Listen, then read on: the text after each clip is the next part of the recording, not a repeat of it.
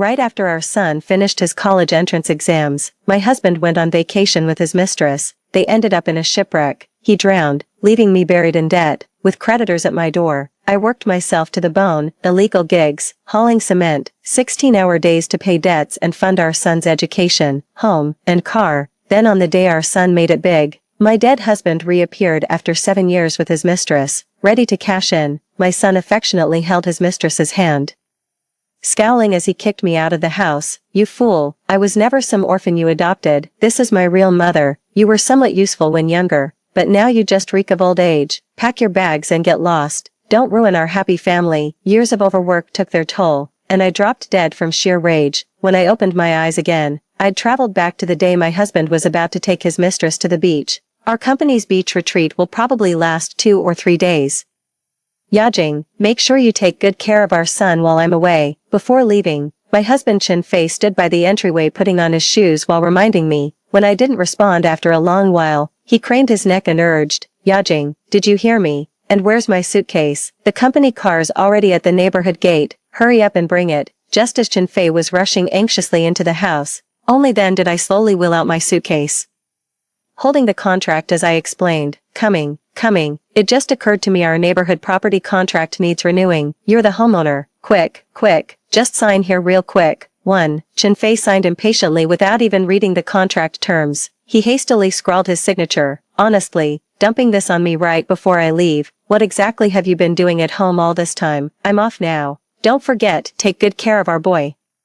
I nodded repeatedly and saw Chen Fei off with a polite smile. Only after watching him nod did I carefully peel back the property contract's cover, revealing bold lettering beneath, "Life Insurance Contract." Because I knew Chen Fei wouldn't return from this sea voyage alive. In my past life, Chen Fei claimed it was a company retreat, but in reality, he was vacationing with his mistress. He then staged a shipwreck to fake his death and deceive me. Amidst my grief, I was left dealing with mountains of debt he'd mysteriously accumulated, juggling childcare with backbreaking work to repay debts. As a housewife with no marketable skills, I could only take grueling manual jobs, delivering food, hauling cement, scrubbing toilets, pushing myself to the brink just to provide for mine and Chen Fei's only son, putting him through college, buying him a home and car. The day finally came when my son achieved success, and I thought my days of hardship were over.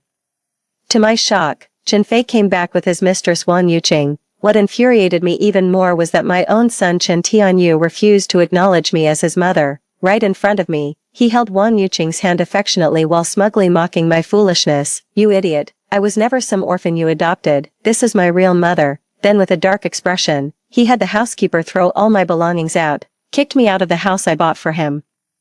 "You were somewhat useful in your youth, but now you just reek of decay. Pack your things and get out. Don't ruin our family's happiness." Watching the 3 of them enjoying their perfect little life together, I was seething with rage, determined to demand justice, but years of overwork had already broken my health, and the overwhelming fury stopped my heart right then and there. I'll die with my eyes wide open. At this thought, I tightened my grip on the insurance contract in my hand. "Screw your fake death. In this lifetime, I'll personally send you 3 bastards to hell." The sun was already high when Chen Tianyu finally dragged himself out of bed after gaming all night. He propped his feet on the table, barking orders at me like some entitled lord. "Mom, bring my food to my room. The dining area's too damn hot. I'm eating here." I couldn't be bothered to respond, keeping my head down as I packed my things. A bastard like Chen Tianyu doesn't deserve another ounce of kindness.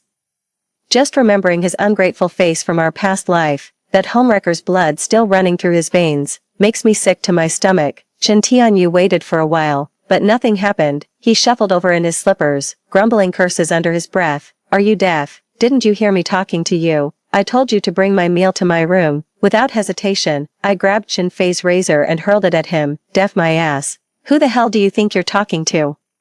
I'm your mother, not your maid. How dare you order me around? Dinner's on the table, eat it or starve." Tianyu Chen was stunned by my outburst. The razor clattered at his feet, shattering into pieces. It shook Tianyu badly. He never expected his usually patient mother to snap like that. He'd been about to talk back, but seeing my murderous glare and the watch still clutched in my hand, it looked like one more word from him would earn another smash. Chen Tianyu swallowed his words, fuming. He retreated to his room and ordered takeout alone. As if throwing a tantrum at me, Chen Tianyu stayed holed up in his room for days on end. The place was turning into a pigsty, yet he couldn't care less. Whatever, This old housemaid would clean up anyway, might as well trash the place, perfect timing, with no disturbances. I spent those days meeting realtors, renting a new place, and shipping my belongings over. The moment Chen Fei kicks the bucket. I'm flipping this house for cash, not just to live large, but to ensure Chen Tianyu never tracks down his mom begging for support. The day after Chen Fei left, thunderstorm raged outside with deafening cracks. Humming a tune, I lounged on the sofa scrolling through my phone in good spirits. Chen Tianyu emerged from his room unnoticed, reeking of stale sweat. He kicked the sofa leg and snapped, "Hey, lend me some cash. I'm broke and can't order takeout." Without even looking up, I retorted, "No money, earn it yourself if you want some." Chen Tianyu glared at me. "I'm still a student. Where am I supposed to get money? Dad told you to take care of me before he left, and this is how you've been treating me. Mark my words, you'll regret this. If anything happens to Dad, I'll be your only anchor and comfort. You'll be falling over yourself to pamper me by then." Hearing Chen Tianyu's words, I scoffed. "We'll talk when your father actually kicks the bucket." The moment I said it, my phone started ringing. A familiar female voice answered the call. Wang Yuqing. "Hello, I'm a nurse from XX Hospital in City A. We're calling to ask you to come identify your husband's remains. Mr. Chen Fei has just drowned." The voice on the other end was loud. Chen Tianyu couldn't conceal his excitement as he watched for my reaction after hearing this.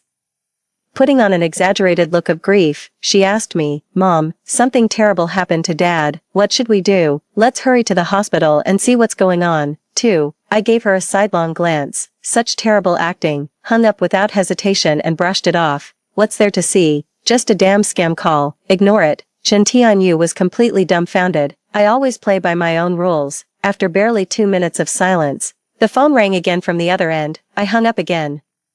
Wang Yuqing called back. After 2 rounds of back and forth, Wang Yuqing's voice was practically steaming with frustration when she finally gave notice. I just brushed it off with, "You can't just declare someone dead. Since when did you become the king of hell? Where's the death certificate? Photos prove nothing. I need the original document delivered to my home with an official seal. That's the only way I'll believe you're not a scammer."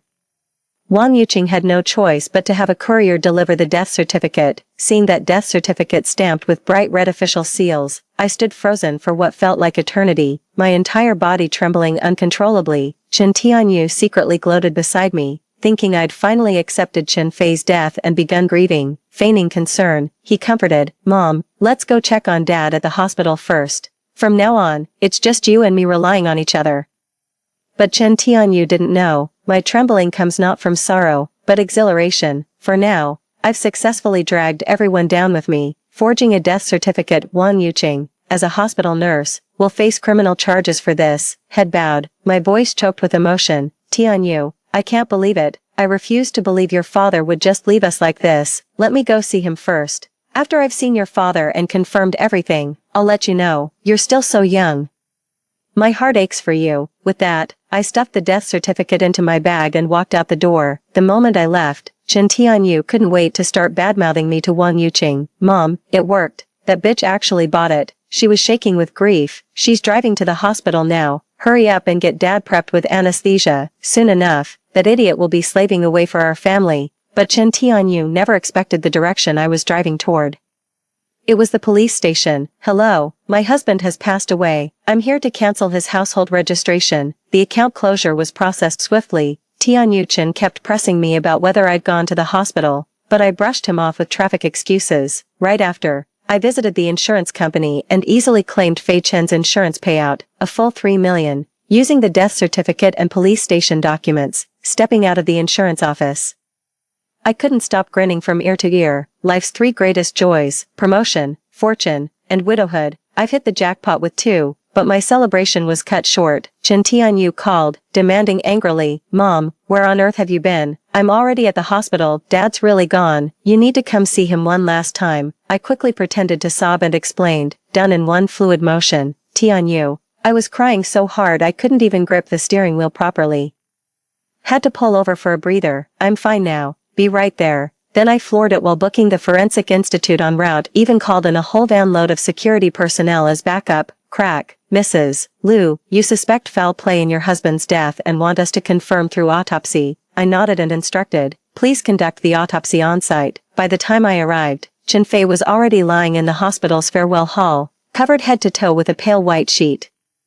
His eyes tightly shut, among those who came, didn't even have time to glance at Wang Yuqing and Chen Tianyu standing nearby, sobbing uncontrollably. I threw myself at Chen Fei as tears streamed down my face. Darling, how could you leave me like this? What are Tianyu and I supposed to do if you abandon us? How heartless can you be? Seeing how devastated I was, Wang Yuqing and Chen Tianyu exchanged triumphant smiles, thinking victory was assured, but soon, their laughter died in their throats.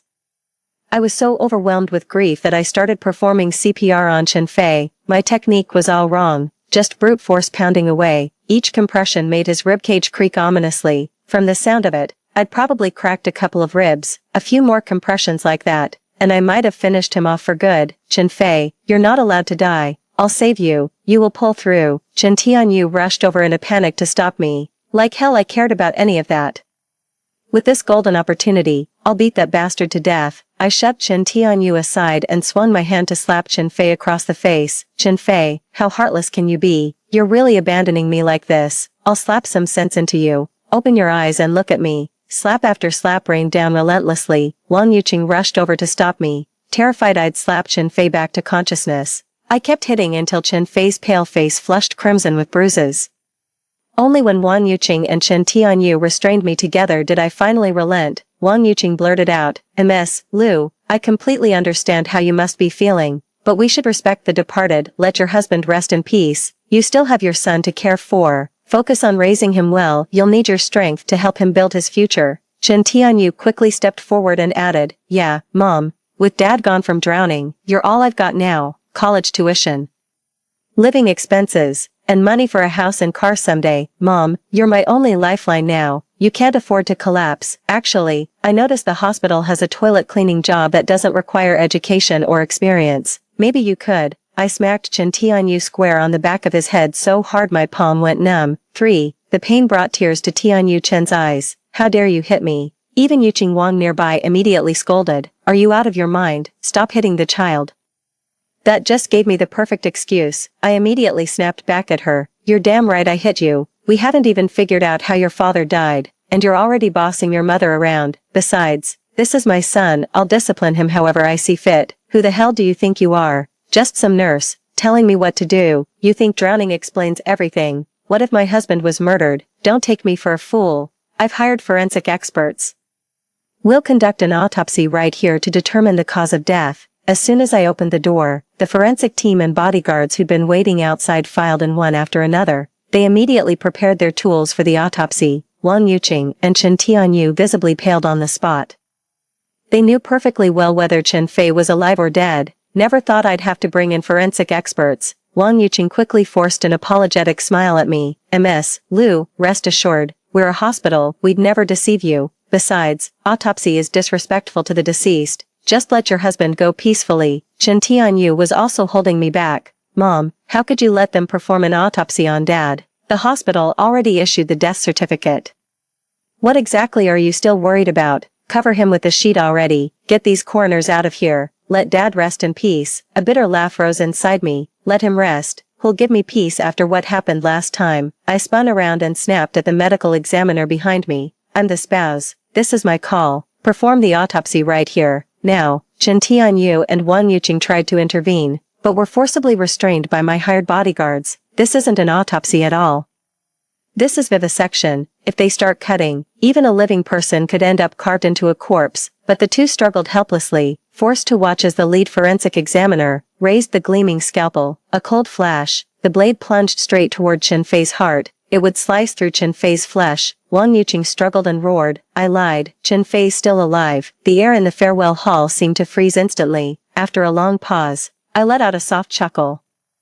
Wang Yuqing and Chen Tianyu turned disbelieving stares toward me, demanding, You knew all along and still let." I cast a disdainful glance their way before addressing the coroner and bodyguards with a smirk. "Great work everyone. Your performance fees and service payments will be wired to your accounts shortly. For braving this torrential rain, I'll double your pay." The crowd gradually dispersed until only the four of us remained in the farewell hall.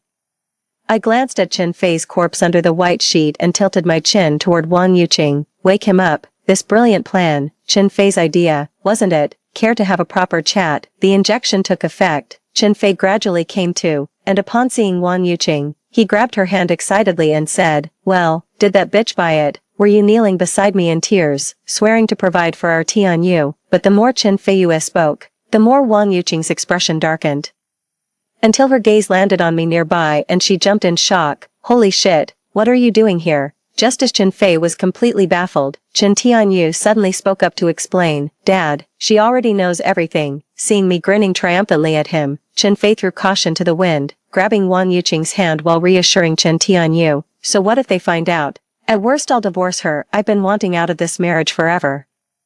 The only reason I married her was because her family connections could give me a leg up. Did you really think it was for love?" Then, looking at me with scorn, "Your better half retired last month, didn't they? Since you found out, I'm done pretending with you. Let's file for divorce today." Chen Fei's words literally made me speechless with laughter. What does he think fake death is? Some kind of childish game? From the moment Wang Yuqing handed me that death certificate, there was no turning back for him. "No need, didn't you know we're already divorced? Spousal death automatically terminates marital status." Chen Fei looked at me like I was an idiot. "Can't you see? I'm still alive. Don't even think about tricking me into staying married. After divorcing you, I'll head straight to the Civil Affairs Bureau to register with Yuqing. We'll throw the grandest wedding just to spite you. You still don't know, do you? Tianyu was never actually adopted."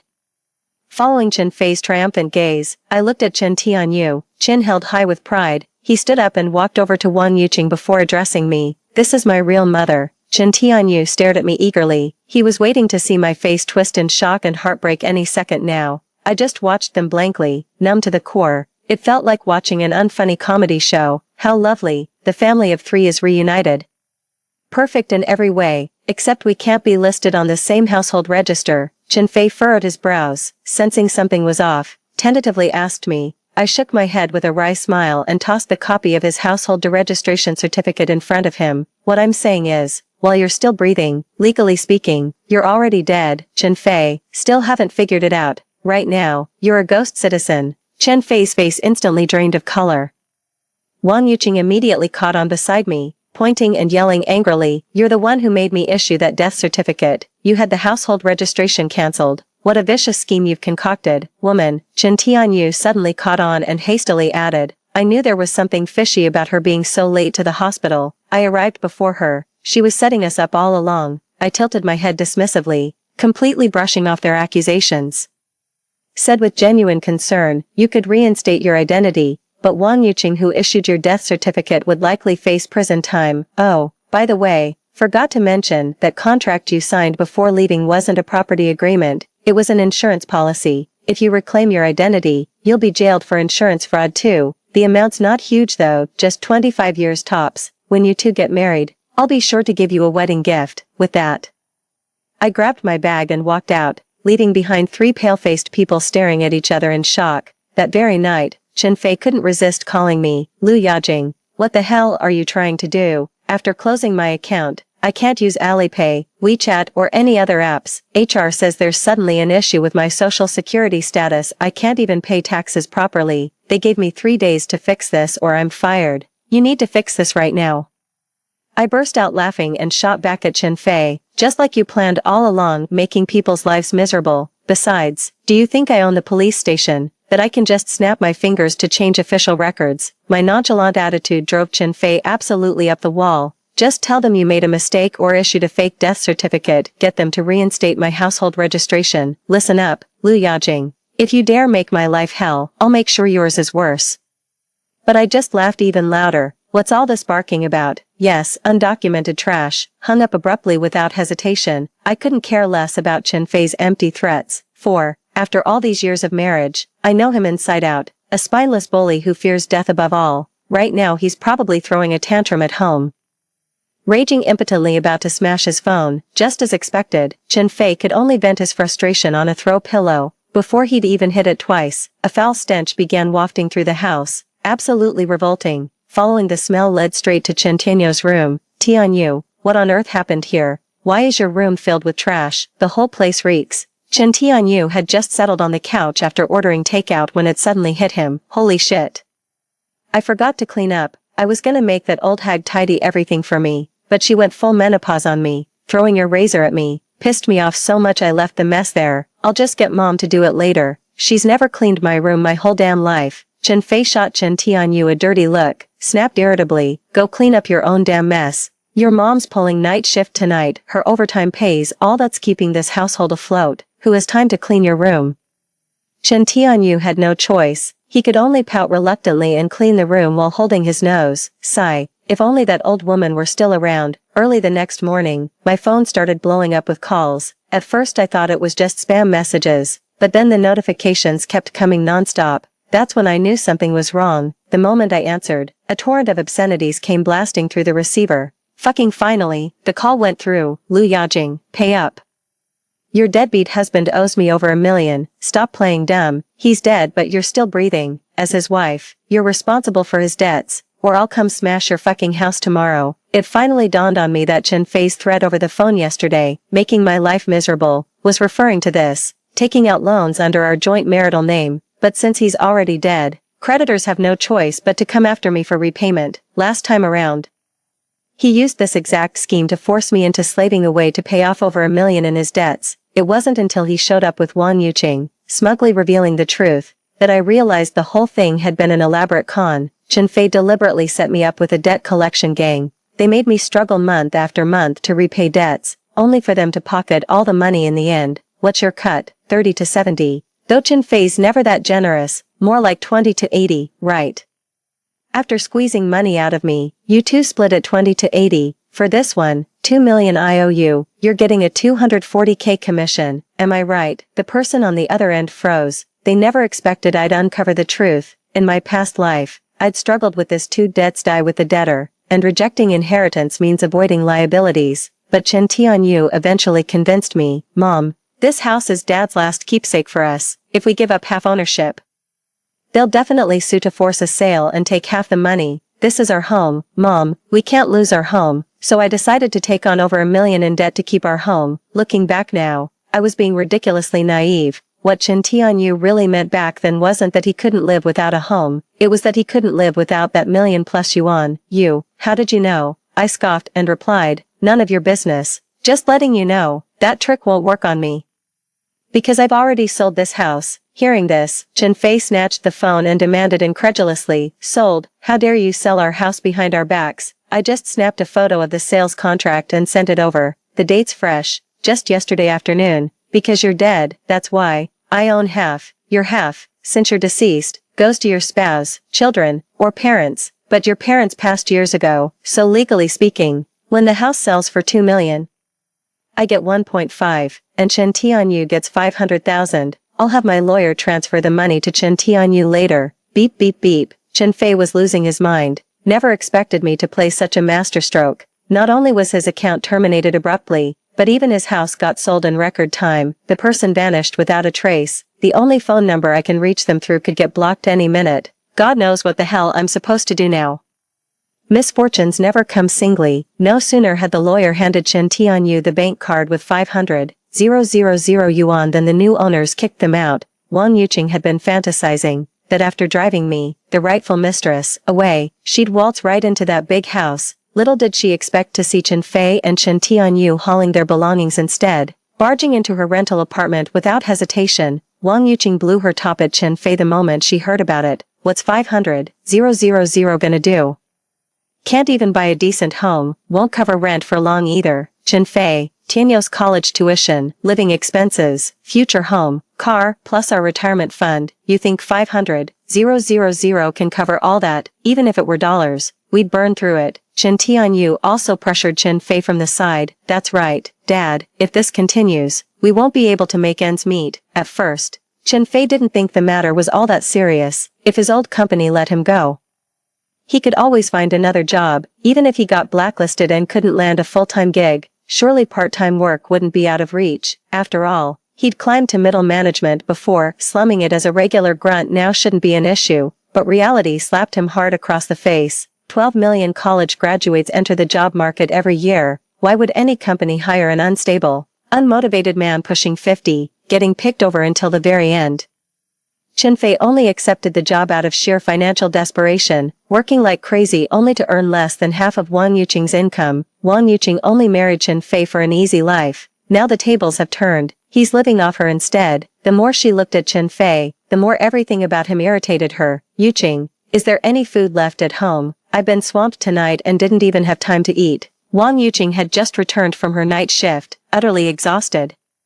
When Chen Fei posed his question, the pent-up anger inside her instantly erupted. Like hell there is. Let me make this clear. I'm not some housewife like Lu Yajing. I've got work to do. Gotta earn money to support this family. How dare you ask if there's food at home when you're never around? What kind of useless man are you? Chen Fei was seething inside, getting chewed out by bosses half his age at work, then coming home to his wife snagging. Am I the only one struggling here? I've been working overtime every day at this hour. It's not easy for me either. And let's be honest, if it weren't for you, I wouldn't have lost my job or had to give up my household registration. To keep you out of jail, I've had to work like an undocumented migrant.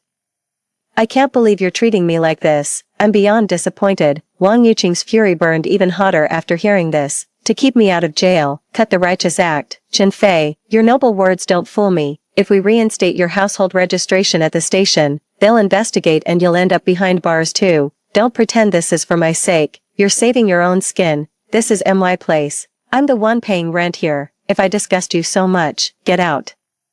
Let's see who'd rent to a man without valid ID once I'm gone. You can't even check into hotels. You'll be homeless. The argument escalated rapidly as Chen Fei and Wang Yuqing kept trading increasingly heated words. In the end, Chen Fei stormed out, slamming the door behind him. Wang Yuqing's hysterical screams still followed him. Go ahead, if you've got the guts. Never come back. You're living off me, eating my food. And you dare talk back? What a piece of trash, worthless, disgusting. Chen Fei had been a manager at the company for years, and with me as a full-time housewife catering to his every need at home, he'd never been treated this way before. Anger gave way to bitter regret. With the last bit of cash he had left, he bought 2 bottles of liquor at the convenience store. He drank himself into a stupor. Chen Fei began reminiscing about the days we spent together, simple, warm, and blissful. Lost in thought, he started bombarding me with calls. Yajing, I miss you so much. Back when I'd come home drunk, you'd take care of me, wiping my face, keeping food warm. I keep thinking, if none of those things had happened between us, with Tianyu still here, we'd be living happily together right now. Yajing, I miss you so damn much. The slurred voice of a drunken man came through the phone. He can't possibly think he's being romantic. Back then, he wouldn't even give me the time of day. That small-town social climber looked down on me while still riding my coattails. Such a walking contradiction. Now that nobody's waiting on him hand and foot, he's nostalgic for his glory days. Chen Fei barely got 2 words out before I hung up on him. With nowhere else to go, he stumbled back to Wang Yuqing's rental reeking of alcohol. The conflict erupted once again. The argument escalated into a complete mess. The tension at home kept mounting, and Chen Fei's work started suffering too. After getting scolded for several days straight, he set his sights on Chen Tianyu's 500,000 yuan. Tianyu, lend Dad that 500,000 yuan for now. Dad wants to start his own business. Chen Tianyu gave his washed-up father a once-over. He shot him down without hesitation. Get lost. I'm saving that 500 grand for college. You're undocumented and barely making ends meet. Forget starting a business. You can't even get a business license. Hearing his once-beloved son speak to him with such contempt, Chen Fei's heart twisted with bitter disappointment. But with circumstances forcing his hand, he could only reply meekly. The next instant, Tianyu, your father's got no choice here. If it weren't for giving you a better life, would I have sunk this low? Just consider it sponsoring your old man. Hand over the money. I promise I'll pay you back before school starts. But Chen Tianyu wasn't buying it, his face stone cold as he refused. No way. I've already made plans to hang out with friends this summer. If I lend you the money, what am I supposed to do? No, screw your plans. Is having fun more important than your own father? They were clearly not on the same page. Chen Fei and Chen Tianyu started arguing within minutes of speaking. 5. Money talks and family dynamics. Chen Tianyu wasn't intimidated by Chen Fei's outburst. With a dark expression, he physically shoved him out of the room. I refuse to have a useless father like you. Don't take me for a fool. You're pushing 50, calling it starting a business when really the job market's written you off. Can't even help me buy property or a car. And worst of all, I'll probably end up supporting you. How dare you scheme for my 500 grand? Get the hell out of here before I lose my temper. I know. Chen Fei's pride took another blow. How did it come to this? Why did things turn out this way? The reason I faked my death was because living with you stripped me of all dignity.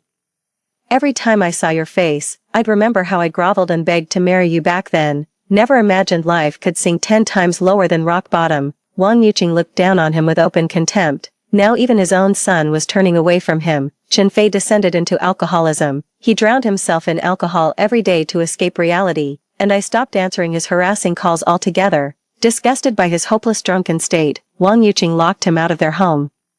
Chen Fei ended up sleeping in the hallway until security mistook him for a homeless man and chased him away. That was until he heard somewhere that a paternity test could verify his identity and help him restore his household registration at the police station. So he secretly collected Chen Tianyou's hair sample for DNA testing. But this move led to disaster. Paternity excluded. Those glaring red words left Chen Fei speechless with shock. That meant Chen Tianyou wasn't Chen Fei's son after all. Not only has he been raising another man's child for 18 years, but this bastard offspring has also ruined his life. Blinded by rage, Chen Fei stormed into the hospital to make a scene. He demanded an explanation from Wang Yuqing. Chen Fei strode up and slapped Wang Yuqing across the face, twice. He slapped her to the ground, kicking and punching while hurling abuse. You fucking whore, if I hadn't found out. How much longer were you gonna keep lying to me, you worthless bitch?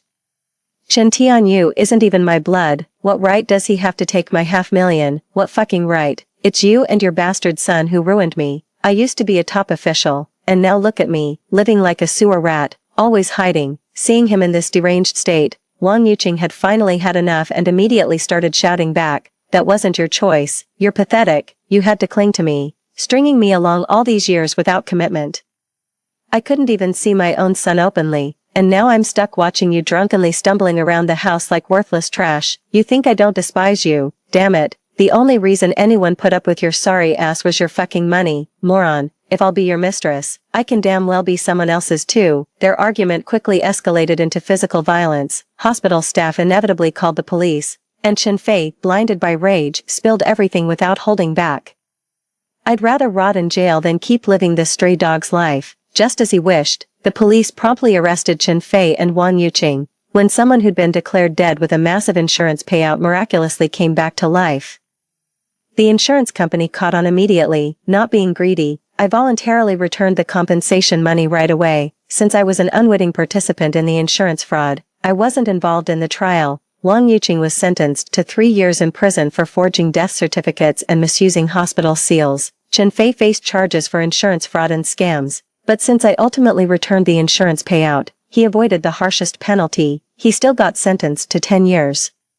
Even behind bars, Chen Fei sued Chen Tianyou and clawed back that 500,000 yuan, broke and with both parents incarcerated. Chen Tianyou later discovered he was adopted, left with no options. He circled back to me, his bargain bin mother. Mom, I was wrong. Dad's locked up. You're all I have left now. I swear, you'll be the only mother I'll ever acknowledge. I'll take care of you when you're old. I promise to treat you right. I'm about to start college soon. Could you maybe? I snorted. Genuinely impressed by Chen Tianyou's shamelessness. No, don't call me mom. It makes me sick. It's not like you're motherless, just fatherless. Your fake dad's in prison, and your real one died young. Instead of wasting time, figure out how to pay your tuition. Click. I hung up abruptly and immediately blocked Chen Tianyou across all platforms. Spoiled rotten at home. He couldn't handle 2 days of summer jobs workload and petty humiliations before retreating to his couch. But even couchsurfing requires cash. Broke and unable to reach me, Chen started scheming until stumbling upon those suspiciously high-paying Southeast Asian job postings online, then vanished into thin air. It wasn't until later, when I was living abroad, I received a phone call from Chen Tianyou. Mom, save me. Can you wire me 500,000 yuan to meet my quota? Otherwise they'll beat me with electric batons, throw me into a water dungeon, and feed me to crocodiles. I chuckled softly and replied.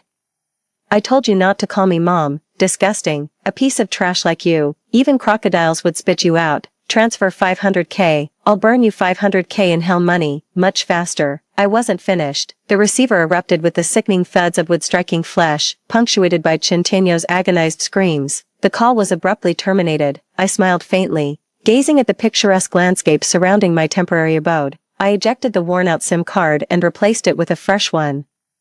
Then let out a long, deep sigh. In my past life, I was a wife, a mother, so consumed by roles that I forgot to pause and simply be myself. This time around, I live solely for me. Story 2, the young master of the Xia family in Wangjing, a paragon of elegance and handsomeness, had nothing to do with me. However, one day, he suddenly grabbed my sleeve, his eyes red-rimmed. It's not too late, we haven't divorced yet, in this life. Let's start anew. I was gnawing on a marinated pig's trotter and was taken aback. But I'm not planning to marry you either. 1. Xiaoyu was a flawless jade, a man coveted by many. He was the ideal husband that countless young ladies yearned for, including my elder sister by birth, Qinjing Xian. She said that young Master Xia would surely rise to a high position in the court in the future, and she was determined to strive for him. But Xiaoyu had a cold and aloof demeanor, sparing no kind words for anyone. One day, my elder sister accidentally fell into the water. When she woke up, she suddenly slapped me and said, "You infatuated fool, don't like Xiaoyu, and don't marry him." I stared at her in bewilderment. You can scold yourself if you want, but why hit me? Besides, it's not like I can marry Xiaoyu just because I want to. The Xia family was an aristocratic family that had endured for centuries. A family of great wealth and influence. Even a princess might not be able to marry into it. Before I could regain my senses, my step-mother had dragged my elder sister out and whipped her. "How dare you hit your sister? I think you've lost your mind. Your sister hasn't even been betrothed yet." My elder sister suddenly burst into laughter. Good, this is wonderful." She laughed until tears streamed down her face. She got up, her clothes still wet, and hugged me. "It's truly the heaven's blessing that my Azu hasn't been betrothed yet, in this life. I won't let you marry that scoundrel again." 2. My elder sister pulled me and our step-mother into the room, dismissed the servants, and after taking a deep breath, she began to tell her story. She said she was reborn, in her previous life. I tripped during a banquet and fell directly into Xiaoyu's arms. One look at Xiaoyu, and you could see his grace and charm, his eyebrows and eyes as beautiful as a painting. He instinctively caught me, and we spun around on the spot. Then we both landed on the ground, with me on top of him. Xiaoyu didn't have a heartbeat, heart flutter, referring to a feeling of being attracted. Neither did I, but Xiaoyu's mother did. When she saw me knock Xiaoyu to the ground, she thought I was sturdy. I was plump, with a round face and big hips, which made me seem fertile. The Xia family had a single-line inheritance, and concubines were not allowed. The family had a sparse population, so she overruled all objections and proposed marriage to our family. 7 years after we got married, Xiaoyu gave me a divorce letter. He said he didn't have romantic feelings for me. Hearing this, I nodded. Well, that's about what I expected. I and Xiaoyu really didn't seem like a couple who could live together harmoniously. My step-mother suddenly asked, "Did Azu have children?" My elder sister was silent for a moment and then said, "Yes, 3 children. And they all stayed in the Xia family." Shocked, the marinated pig's trotter in my hand dropped onto my elder sister's skirt. The new skirt immediately became greasy and fragrant. Instead of blaming me, my elder sister gently held my not-so-small head. 3 children, let's not talk about them. In the end, under the strict gazes of my step-mother and elder sister, I knelt down and swore that in this life, I would rather marry a pig than marry Xiaoyu. And I would rather go through menopause than give birth to any more children. 3. In the following months, my elder sister took me everywhere with her, avoiding all places where Xiaoyu might appear, but I thought she was overthinking. There was a huge gap between me and Xiaoyu. The young master of the Xia family was a close aide to the emperor, a favored son of heaven, referring to a very outstanding person, and I was a half-legitimate daughter of the Qin family, plain-looking, lazy, and fond of good food. In the past, when we met at banquets, he was always in the spotlight and never looked at me in the corner. Besides, it had been 7 years, and Xiaoyu had said he didn't like me, even if we ran into each other. So what? My elder sister said meaningfully, "You're young and don't understand.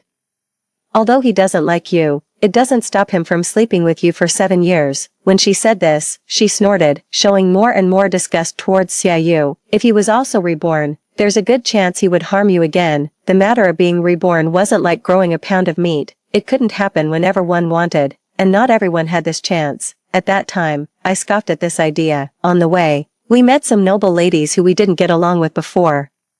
My elder sister, contrary to her usual self, greeted them with a smile. After those noble ladies left, my elder sister sighed. A lifetime is like a big dream. They're all poor souls. But when she heard that a cousin of the Xia family had sent his daughter here, her face darkened. That family was from Jiangnan, and their family fortune had declined. They had the nerve to send their unmarried daughter to the capital, hoping to secure a good marriage.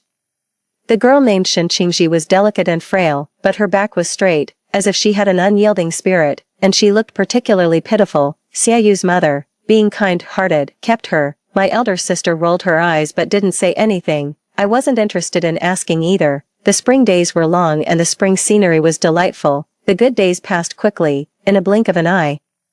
It was the day my elder sister had been dreading, the Empress Dowager's birthday banquet. I tied a silk ribbon around my waist, and the other end was tightly held by my elder sister. She watched the water clock, calculating the time when I and Xiaoyu had bumped into each other in the previous life. After a while, she let out a long sigh of relief. It seemed that the time had passed. I was really suffocating. The silk ribbon that bound my waist and abdomen was untied. I went to the toilet.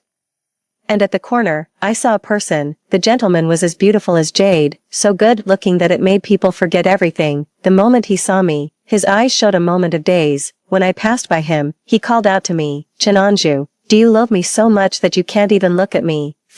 I turned back in confusion and met the eyes of that young master. He frowned and said, "Why are you pretending with me? You've deliberately avoided meeting me several times.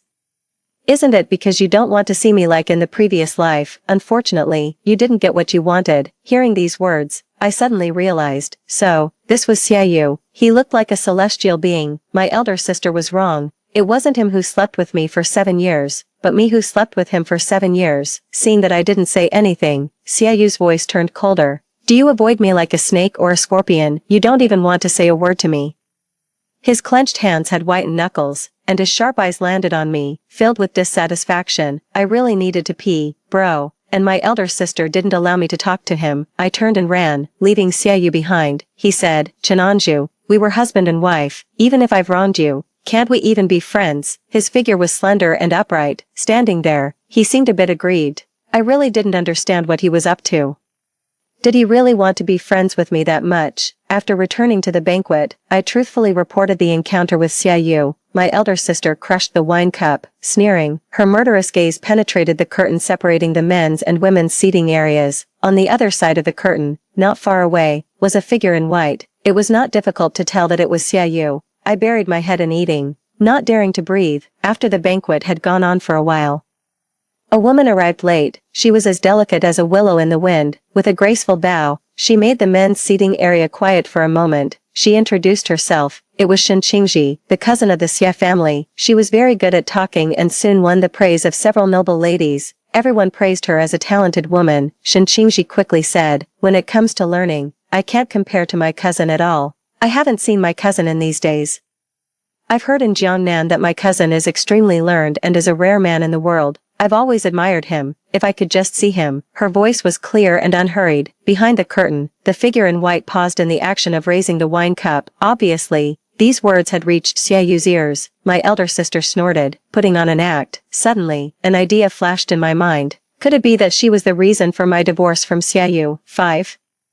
This guess was further confirmed when Xiaoyu stopped me and my elder sister. He said, "Chenanju, did you make things difficult for Shinqingji just now?" "I've already said it has nothing to do with her." Before I could speak, my elder sister had pulled me behind her. She was an excellent actress, and her performance was flawless. With a look of 3 tenths confusion, 3 tenths anger, 3 tenths protectiveness, and 1/10 fear on her face, she said, "Young Master Xia, how can you directly call my sister by her given name? My sister hasn't gotten married yet. What if her reputation is ruined because of this?" Xiaoyu was taken aback. He had come in a hurry and only then realized that this was not the previous life. His eyes lingered on my face several times, but he could only see the expression of "What on earth is this person doing? Please respect yourself, young Master Xia." With that, my elder sister was about to pull me away. Xiaoyu instinctively reached out to grab my sleeve. I jumped 3 feet away and fled to the other side of my elder sister, hiding behind her like a chick behind an old hen. Xiaoyu's face instantly stiffened. "Do you dislike me touching you so much?" I nodded firmly without hesitation. Xiaoyu said with a sullen face, "Then those 7 years, sharing the same bed with me, must have been really hard on you." As soon as he finished speaking, my elder sister slapped him across the face. My elder sister said furiously, "Absurd, young Master Xia, if you continue to slander my sister's reputation like this, I will definitely sue you at the yamen." Xiaoyu's head tilted to one side. Presumably, my elder sister had used all her strength without holding back. Before Xiaoyu could react, My elder sister and I had taken the opportunity to leave. After this incident, Xiaoyu seemed to believe that I wasn't reborn. He sent someone to our house to apologize and present a gift, saying that he had drunk too much that day and his mind was muddled. The gift was a jade bracelet worth 1,000 gold. As expected of the young master of the Xia family, Xiaoyu was really generous, but my elder sister said, "Bad luck. In the previous life, you gave birth to 3 sons for him, and he never gave you anything." He also said that as the mistress of the Xia family, there were special people to buy you any jewelry you wanted. So he didn't need to give you anything, but then he turned around and bought a lot of things for that cousin. Now he's just pretending. I had someone pawn the bracelet and exchange it for silver. This way, it wasn't bad luck anymore. A few days later, Xiaoyu invited me to meet him again, saying he wanted to apologize in person. Naturally, I didn't agree. My elder sister said, "We've accepted young Master Xia's gift. There's no need for an in-person apology. Let this matter pass." But Xiaoyu didn't give up. Perhaps he wanted to confirm whether I was reborn or not. When he came to our house again, my elder sister refused to let him in the door. He said, "Miss Chen, the second, I sincerely want to apologize. Could you please give me the honor of seeing you?" My elder sister shouted, "Young Master Xia, my sister already has someone she likes and has no intention of seeing you. If you continue to affect my sister's reputation for innocence." Xiaoyu's voice suddenly stopped, afraid that he wouldn't believe it. My elder sister continued, "That person will come to propose marriage soon. Young Master Xia, please leave quickly." Outside the door, it was quiet for a long time. 6. Before leaving, Xiaoyu said, "There's no need to make up such an excuse. If Miss Chen, the second, doesn't want to see me, that's fine. I owe you. In the future, if you need any help, I will do my best."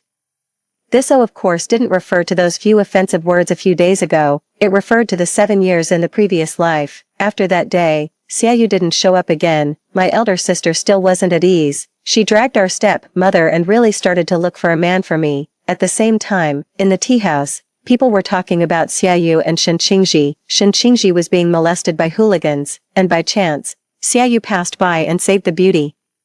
Shen Qingji was so moved that she shed tears and presented him with poems. Xiaoyu pitied the beauty, and in the following days, the two of them were seen together everywhere, attending banquets. As for me, I had met several men one after another, but I didn't take a fancy to any of them. My elder sister, not giving up, asked me what was wrong with them. I couldn't say exactly, but I said they weren't as important as a marinated pig's trotter.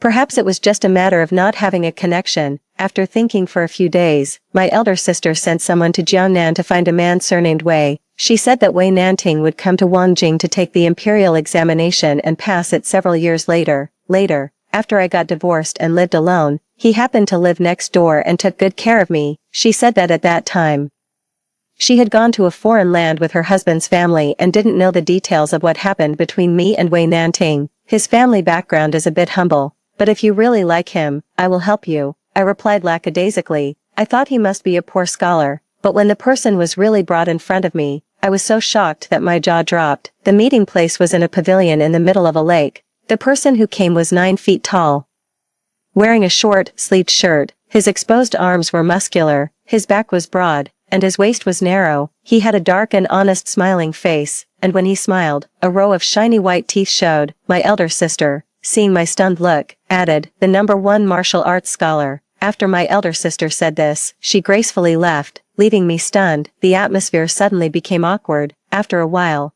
Wei Nanting pointed at the empty plate and spoke. He stammered but said something astonishing. "Miss Chen, the second, you can really eat. You're amazing." It was the first time someone had praised me like this. I smiled shyly. "Thank you, I think so too." I wanted to grab another piece of pastry but found the plate empty. I withdrew my hand in embarrassment. I drank some tea, touched my bracelet, and then touched my hairpin. Suddenly, a pearl on my hairpin rolled down. I watched as it rolled into the lake. Before I could react, Wei Nanting jumped into the water without hesitation. The sound of him falling into the water was like a huge stone cannonball. The water splashed all over my face. The maidservant panicked and went to find someone. I leaned over the lake, shouting Wei Nanting. Not long after, a hand with distinct joints emerged from the water, firmly grasping the bank. With a whoosh, Wei Nanting emerged from the water like a black fish. He almost bumped into me, who was staring at the lake. His short, sleeved shirt had come loose, and water droplets flowed from his sharp jaw. His bulging pectoral muscles and well-defined abdominal muscles rose and fell slightly. Somehow, it made one blush. I quickly said, "It's okay if you can't find it. I have a lot of hairpins." Wei Nanting laughed, like a dog asking for praise. He opened his palm, and there was the small pearl. "Here you are." My mind went blank. Like a roasted suckling pig exploded in my head. I stared at him dumbly. He seemed more attractive than a marinated pig's trotter. Time seemed to stand still. The maidservants looked on from a distance, not disturbing us. It was at this moment that Xiaoyu appeared. 7 Xiaoyu, awakening from a dream in the rain on the plantain. Thunder rumbled. Xiaoyu suddenly woke up. He covered his chest, listening to the rain outside. He had dreamed of his previous life. He had proposed a divorce. Chenanju didn't pester him. He heaved a sigh of relief. The day after the divorce, he went to pay his respects to his mother as usual, but his mother didn't see him. She was still angry. She had liked Chenanju as a daughter-in-law, but since Xiaoyu had decided on the divorce, it must have been something he had thought about for a long time. With no room for change, Shen Qingji called him over. She was more tender and affectionate than ever, with a blushing face, delicate makeup, and charming eyes. Xiaoyu's heart stirred slightly. But due to his busy official duties, he didn't stay long. He and Shen Qingji were innocent. He had said this to Chenanju when he proposed the divorce. They were confidants, friends, not an assorted relationship. Chenanju's elder sister, Chen Jingxian, had specially written a letter to scold him and Shen Qingji. When the servant delivered the letter to him, he opened it and took a look. The whole letter was full of swear words. And the handwriting was so forceful that it seemed as if it wasn't written by a person who had been ill for a long time. A month after the divorce, Chenanju still hadn't shown up. Xiaoyu had already gotten used to such a life, except that once, when he was changing clothes, he subconsciously called out Chenanju. Naturally, no one responded, and the maidservant didn't dare to either. In the second year after the divorce, Xiaoyu suddenly thought of Chenanju again. This was the 5th time he had thought of her this month. Not much, but it was only the 2nd day of this month. The dishes on the table were very light. This was his dietary preference, different from Chenanju's love for rich and greasy food, not only in diet, but in many other aspects. He and Chenanju were different. They were completely not a match. He frowned and said, "Why is there no marinated pig's trotter? Chenanju won't be able to get enough to eat like this." As soon as he said this, he was stunned himself, just at this moment. The servant said that Shen Qingji was asking to see him. Xiaoyu subconsciously said, "What does she want?" The servant was a bit puzzled. In the past, whenever Miss Shen came to see Xiaoyu, she didn't need to give a reason, and Xiaoyu would let her in. The servant quickly said, "I'll go and ask Miss Shen." Xiaoyu waved his hand. "Don't ask, let her go. I'm too busy to see her." These days, Shen Qingji came every 3 days. Naturally, it was nothing important. Either she came to discuss poetry with him or to care about him to add clothes when it was cold, a beauty adding fragrance to the study, gentle and considerate. If he were to remarry, it should be a woman like her, not someone like Chenanju. He had thought this way before he proposed the divorce, and of course, he still thought so now. When he went out, he heard someone gossiping. The young widow on East Street got married again. Xiaoyu stopped in his tracks. How could a widow get married again? He had never thought that Chenanju might remarry. That night, he finally couldn't help but send someone to inquire about Chenanju's recent situation. The servant who came back to report said that Chenanju was no longer in Wangjing. The eldest daughter of the Chen family, who had been living in seclusion in Qingzhou to recuperate for many years, passed away 3 months ago. The second daughter of the Chen family went to mourn. Her neighbor said that the second daughter of the Chen family has no intention of coming back, and she didn't leave alone. Xiaoyu broke the writing brush. She wouldn't come back. That night, he sat until dawn. He couldn't figure it out. Why was Chenanju so heartless? Heartless enough to not come and see him even once for so long. Heartless enough to abandon even her 3 sons. Just leave with someone else like this. No matter how much she hated him. She was the mother of the children and shouldn't be so cold-hearted. It was all a dream. Fortunately, it was just a dream of the previous life. He wouldn't delay Chenanju anymore, and Chenanju wouldn't hate him either. He didn't believe that Chenanju wasn't reborn. If she wasn't, why would she avoid meeting him again and again? Of course, he had also avoided her unconsciously, with the emotional foundation of the previous life. Although they couldn't be husband and wife, they could be friends, or confidants, just like he and Shen Qingji in the dream. Thinking of this, he couldn't help but curl his lips. The words confidant and Chenanju seemed to have nothing to do with each other, but he was a bit greedy for the way she quietly listened to him while stuffing food into her mouth. Presumably, being confidants and friends with her would be a good experience, but why did he always want to seek her out? The plantain leaf swayed, tick-tock. The rain fell until dawn. At dawn, he decided to look for Chenanju. 8. The blush on my face hadn't dissipated yet. When Xiaoyu saw Wei Nanting, anger suddenly rose in his eyes. He said resentfully, "In the previous life, when I proposed the divorce, you didn't hesitate at all. Did you already have someone else in your heart?" Xiaoyu's eyes were red, as if he had suffered a great deal of emotional pain. But my elder sister had clearly told me that it was he who had fallen in love with someone else. Xiaoyu had married me not out of love. He thought I didn't know how to play the qin, chess, calligraphy, or painting, and couldn't compose poems with him. In the first 2 years, every time we had sex, he looked as if he was going to war, with a very ugly expression. Fortunately, later, he seemed to get used to it. Or perhaps he became addicted to it. Xiaoyu and I had 3 sons, in contrast.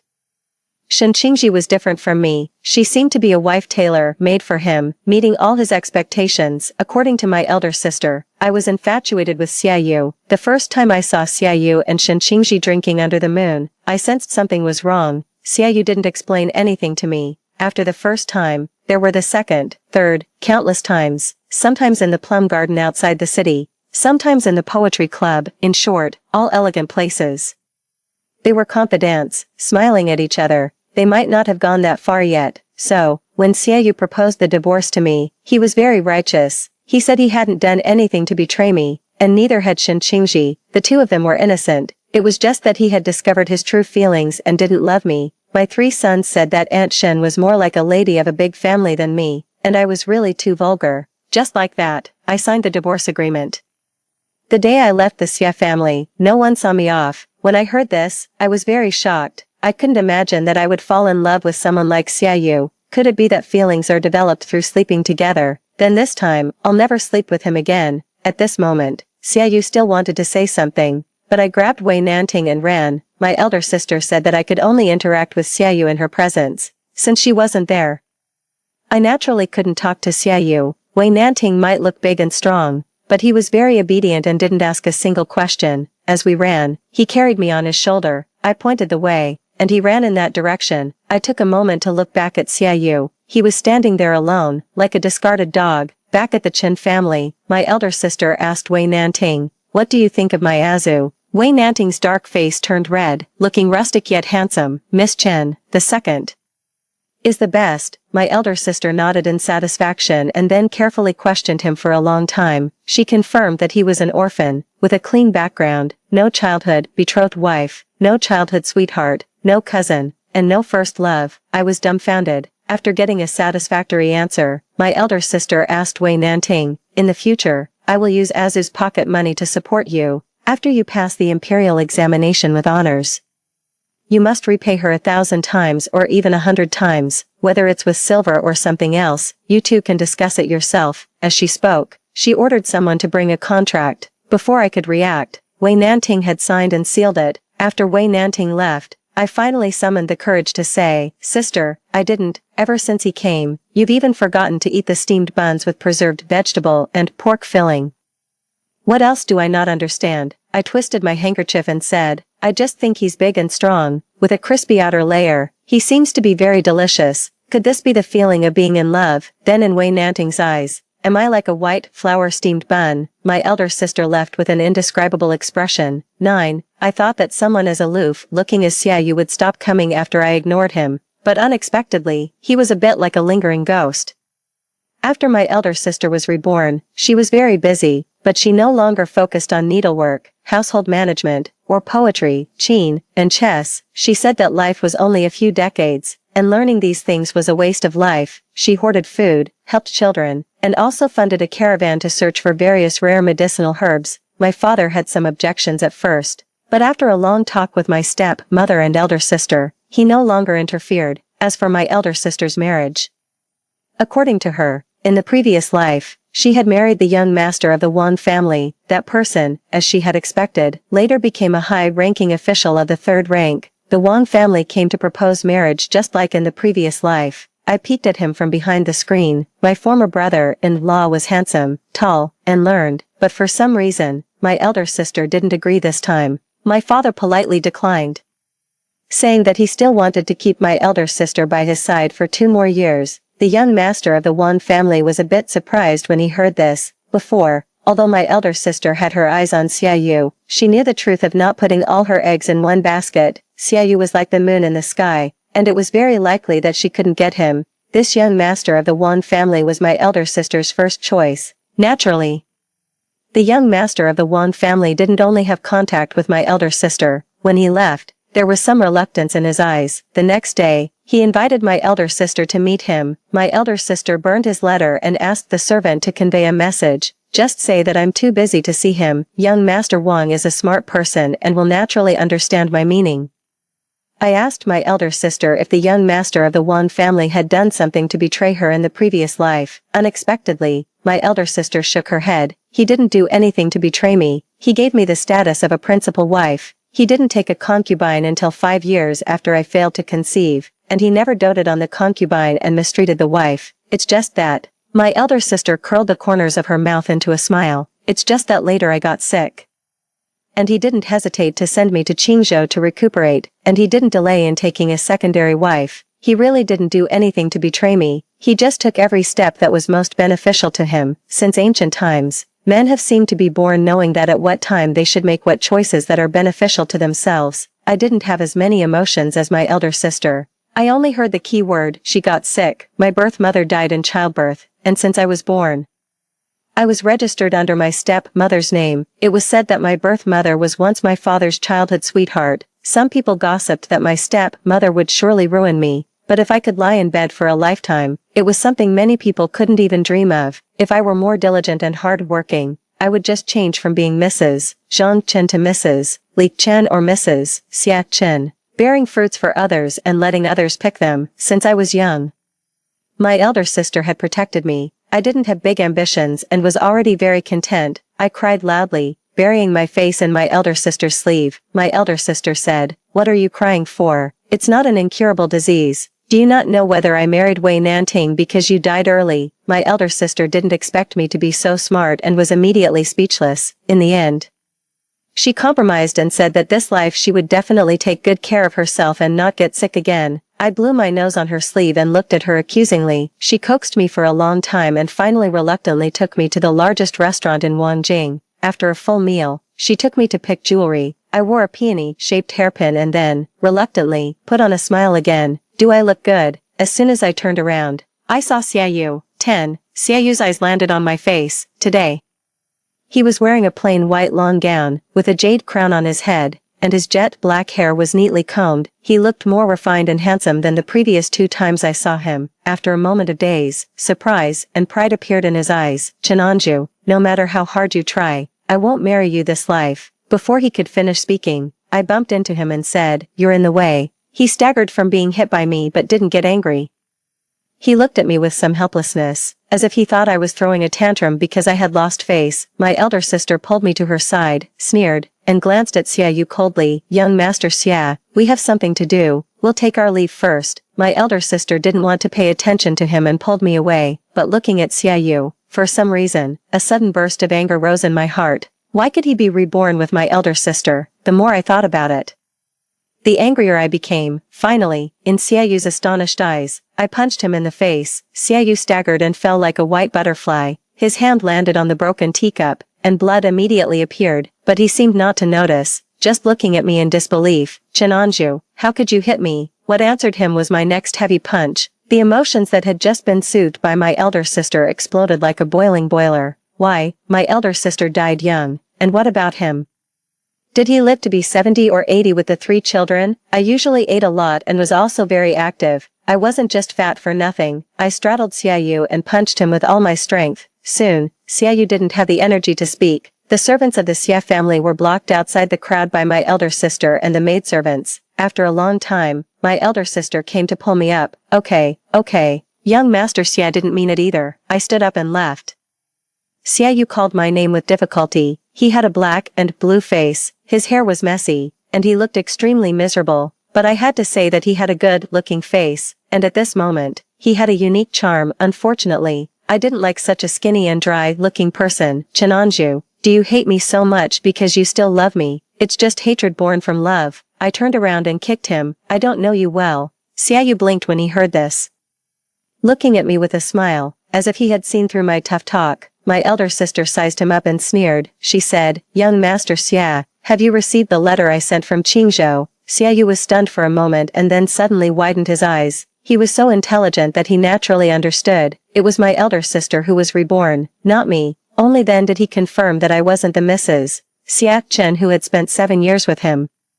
Not the Chen Anju who had given birth to 3 sons for him. Now we were just 2 strangers. I was only annoyed by his harassment. My elder sister and I walked a long way, and Xiaoyu was still sitting on the ground in a daze. 11. That night, I had a very strange dream. In the dream, I got married. The small sedan chair swayed all the way to the Xia family. The young master of the Xia family was as elegant as an orchid. With a bright future, all the women envied me. Even my elder sister said that I had married well. I wasn't very happy, just felt it was troublesome. But if I didn't marry, I would ruin the reputation of the Chen family, affect my elder sister's marriage, and also implicate my step-mother to be gossiped about. Forget it, then I'll marry. On the wedding night, the most handsome man in Wanjing, as rumored, stood in front of me. I hadn't looked at him carefully before. Now that I did, I could see that he was really good looking.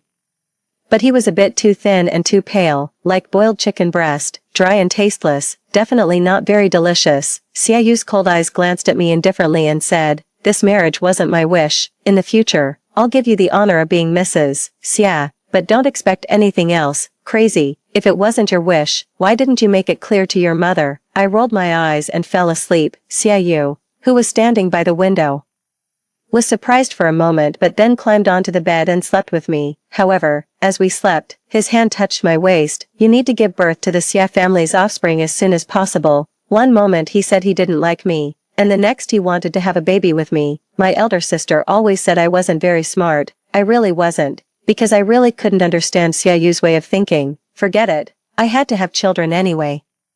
I took the initiative and pressed Xiaoyu onto the bed. What happened later could only be described as uninteresting. His bones were poking me. He was indeed as tasteless as chicken breast. When I forced him to submit, Xiaoyu blushed, as if he wanted to say I was shameless. But on this bed, I wasn't the only one being shameless. He was angry and ignored me for a full 6 months. Fortunately, Mother Xia had good eyes. I was very fertile and got pregnant right away.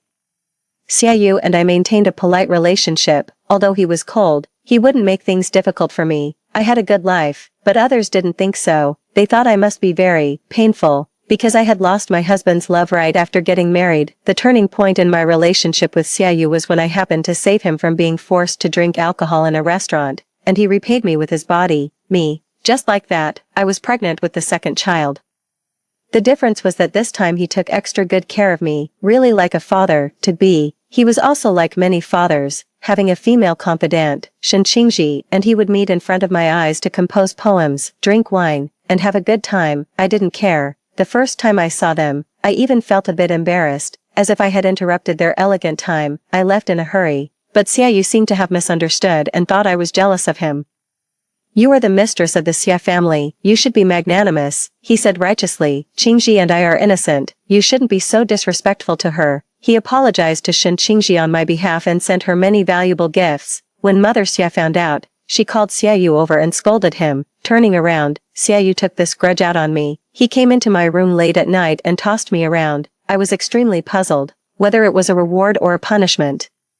It was always the same thing. Was this some kind of gold inlaid wolf tooth club? Time passed like this. Xiaoyu was clingy, annoying, and had a sensitive temper. He would turn cold at every turn. The 3 children were just like him. They knew their father was powerful and competed to imitate him and win his favor. Sometimes I wanted to say something, but I was always interrupted by Xiaoyu and Mother Xia. Forget it. Anyway, they all had the surname Xia, without me.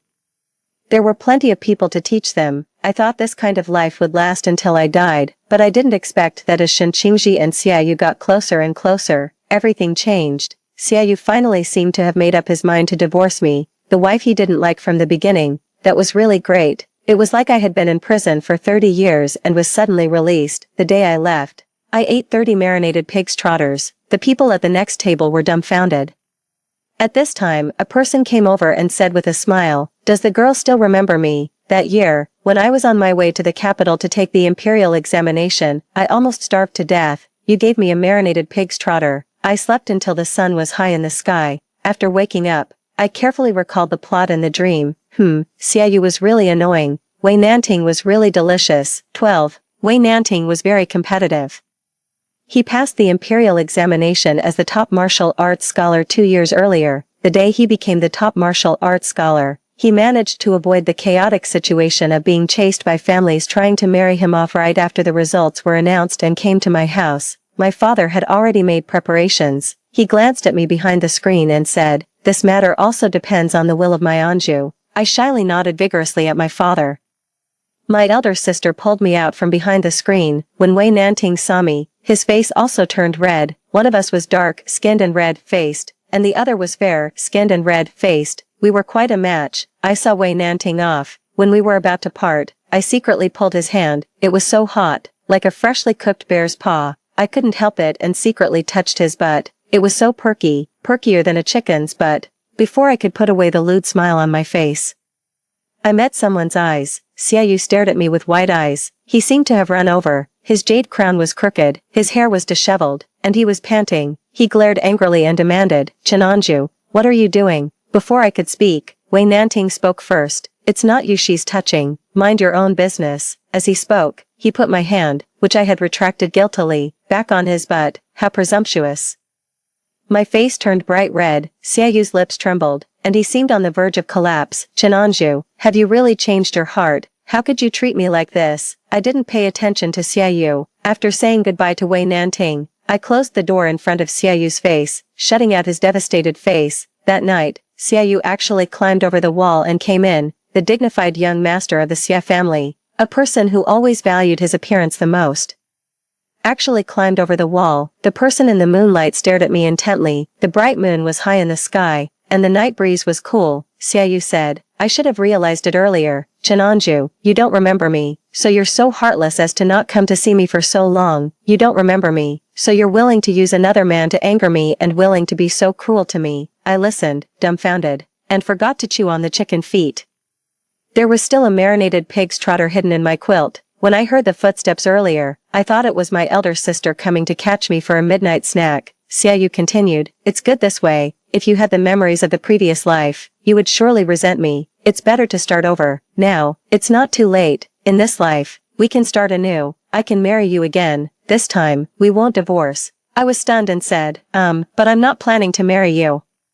Xiaoyu froze in place. I said sincerely, "I really don't like you." 13. Xiaoyu's eyes suddenly lost their luster. His thin lips were tightly pursed, and his face turned a bit pale. He took a few steps forward, grabbed my wrist, and shook his head. "I don't believe it. In the previous life, you loved me deeply. We treated each other with respect and had 3 children." I scratched my head and asked, "Then why did we get divorced in the end?" Xiaoyu's voice became hoarse, and regret flashed in his eyes. I was too naive. I thought a wife should be erudite and talented so that we could have a harmonious relationship, but I didn't know that a woman's lack of talent is a virtue, and a woman who cooks for her husband and stays by his side is the one who really knows how to live a life. I didn't really stay by your side much. It was you who always came to find me, but I didn't have the nerve to say this. I was afraid he would cry on the spot.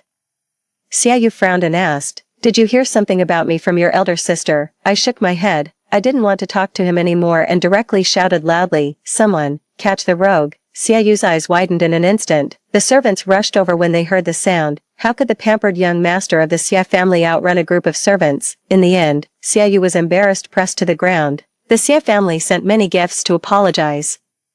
They all ended up in my elder sister's hands. She said she would keep them for me first, if it became my dowry. After I got married, Wei Nanting would also have a share. If he wasn't a good person, it would be a loss. I listened, confused, and habitually nodded obediently. My elder sister sighed and said, "With your temperament, you really should be paired with someone who has more thoughts." "Except for Xiaoyu," I said. "Wei Nanting doesn't have many thoughts either." My elder sister smiled and didn't refute. I didn't see Xiaoyu again later. I heard that he was punished by Mother Xia to be confined at home and reflect. Unexpectedly, Shen Qingji suddenly came to look for me. She was still as delicate and tenacious as before. Her oval face was exactly 2 sizes smaller than mine. "Miss Chen, the second, I came to find you just to say a few words to you." I agreed. My elder sister only said not to pay attention to Xiaoyu, but she didn't say not to pay attention to Shen Qingji. She was satisfied and took me to a tea house. when I was cracking melon seeds, she took a sip of tea. When I was eating mung bean cakes, she took a sip of tea. When I was eating grapes, she took a sip of tea. Sure enough, some thin people were thin for a reason. Miss Chen. The second, you're actually a smart person. You know that cousin is just interested in you for a while. If you agree to him, he'll soon get tired of you and then realize that you're not the one he really wants. What he wants is still a woman who can compose poems with him and share common interests. I looked at her in shock. She actually knew all this. She really was a talented woman. Perhaps my amazement was too obvious, and Shen Qingji's momentum weakened a lot. Ahem, I didn't come to find you for any other reason. I just want you to see this clearly and not fall head over heels for him, otherwise it will be a loss if you get divorced a few years later. I thought for a while and said, then do you want to marry Xia Yu? My straightforward words made Shen Qingji freeze for a moment. You're so straightforward. I just want to remind you, I have no other intentions. I chewed on the pastry and asked in confusion. And, a cousin has no right to meddle in a cousin-in-law's marriage, right? Or, are you the one the Xia family has secretly chosen? She quickly interrupted me. Don't talk nonsense. I'm innocent with cousin. I'm just here to remind you out of kindness. Ed. I racked my brains to recall the ending of Shen Qingji in the previous life in my dream, but in the end, I got nothing. I went to Qingzhou with Wei Nanting and settled down in the place where my elder sister had once lived. Many years later, I received a letter from the capital. The handwriting was Xia Yu's, but the paper was yellowed, as if it had been written a long time ago. As for the content of the letter, it roughly said, several times during the night rain, he thought of me and wanted to come and see how I was doing, but he never had the time. There were water bandits in the south, and he had to go and suppress them first. If I was still there, I would surely bid him farewell with deep affection and prepare enough food for him. Of course, his words were a bit too affectionate. Wei Nanting was a bit jealous after reading it and made me work hard all night.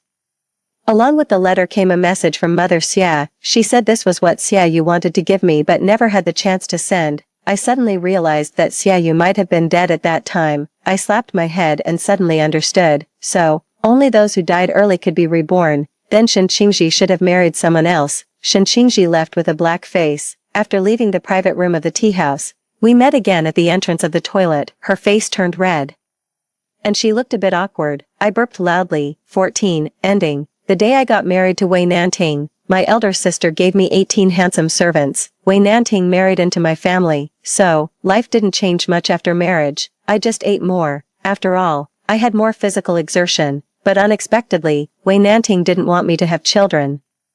He said my birth mother died in childbirth when she had me, and he was worried. I patted my chest and told him that I was probably fertile. He gritted his teeth and asked me how I was so sure. I said I had 3 children in my dream, but quality wasn't guaranteed. Wei Nanting asked me who I had the children with. I immediately shut up, but he actually saw something. He might be a bit smarter than I thought. This guess was further confirmed in the following years.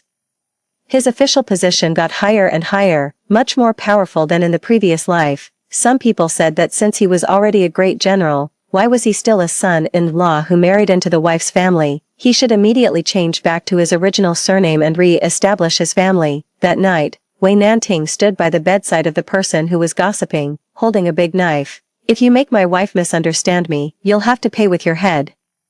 Then no one dared to say anything anymore. At that time, my elder sister had become a famous businesswoman. She traveled far and wide and lived the life she wanted. Her body, which had been damaged by childbirth in the previous life, was extremely healthy this life. As for Xia Yu, he volunteered to go to Qingzhou. Before he left, he came to look for me. The rain was pleasant to hear. He stood under the eaves not far away and watched me for a long time. He said that in his previous life, he died 3 years after our divorce. He took on the task of suppressing the water bandits. Those water bandits were about to approach Qingzhou. He went without hesitation and then died by the river outside Qingzhou city. He didn't see me one last time. Actually, I already knew this. In fact, Mother Xia had come to look for me. Her son suddenly changed and always came to look for me. Naturally, she noticed something strange.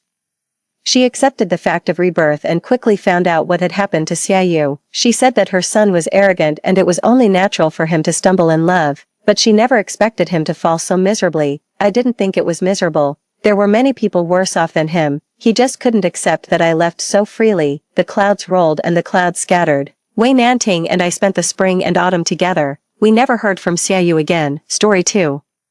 After the female lead's death, Hu Qing, The crown prince of the Hua family, who was once clear as the breeze and bright as the moon, began to indulge in drinking, racing, and hating me. Huiqing hated me and had me confined. On the anniversary of the female lead's death every year, late at night, he would come to torment me over and over again. Yuan Jiaojiao, why wasn't it you who died? Later on, I really did die. After my death, I was reborn and returned to 10 years ago. At that time, the female lead was still alive. I took the initiative to break up, to let him have his love, but he burst into my home like a madman. His eyes were bloodshot and obsessive. Yuan Jiaojiao, you are mine, you were in the past life, and in this life, you cannot think of leaving me. 01. Only when I died in childbirth did I realize that the world I was in was a tragic novel. I was the villainous side character who prevented the main characters from being together. Even though I grew up as childhood sweethearts with the male lead and eventually married him, I never won his heart. In the end, I died in the delivery room trying to bear his child. Yuan Jiaojiao, you are not allowed to die. Why do you die when I haven't tormented you enough? I drifted aside while Huiqing frantically shook my corpse on the hospital bed. He truly hated me. If given another chance, I would definitely not fall for him again. With this thought, I found myself swept away by a tremendous force. When I woke up, I was in the old Yuan family mansion, in a pure white princess room arranged by my parents. The girl in the mirror was young and fresh, with a tender and naive face. I was back to 10 years ago. There was a missed call from Huiqing on my phone, and for the first time, I did not call him back. 02. My name is Yuan Jiaojiao, the only daughter of the Yuan family in the capital, raised with utmost affection and indulgence.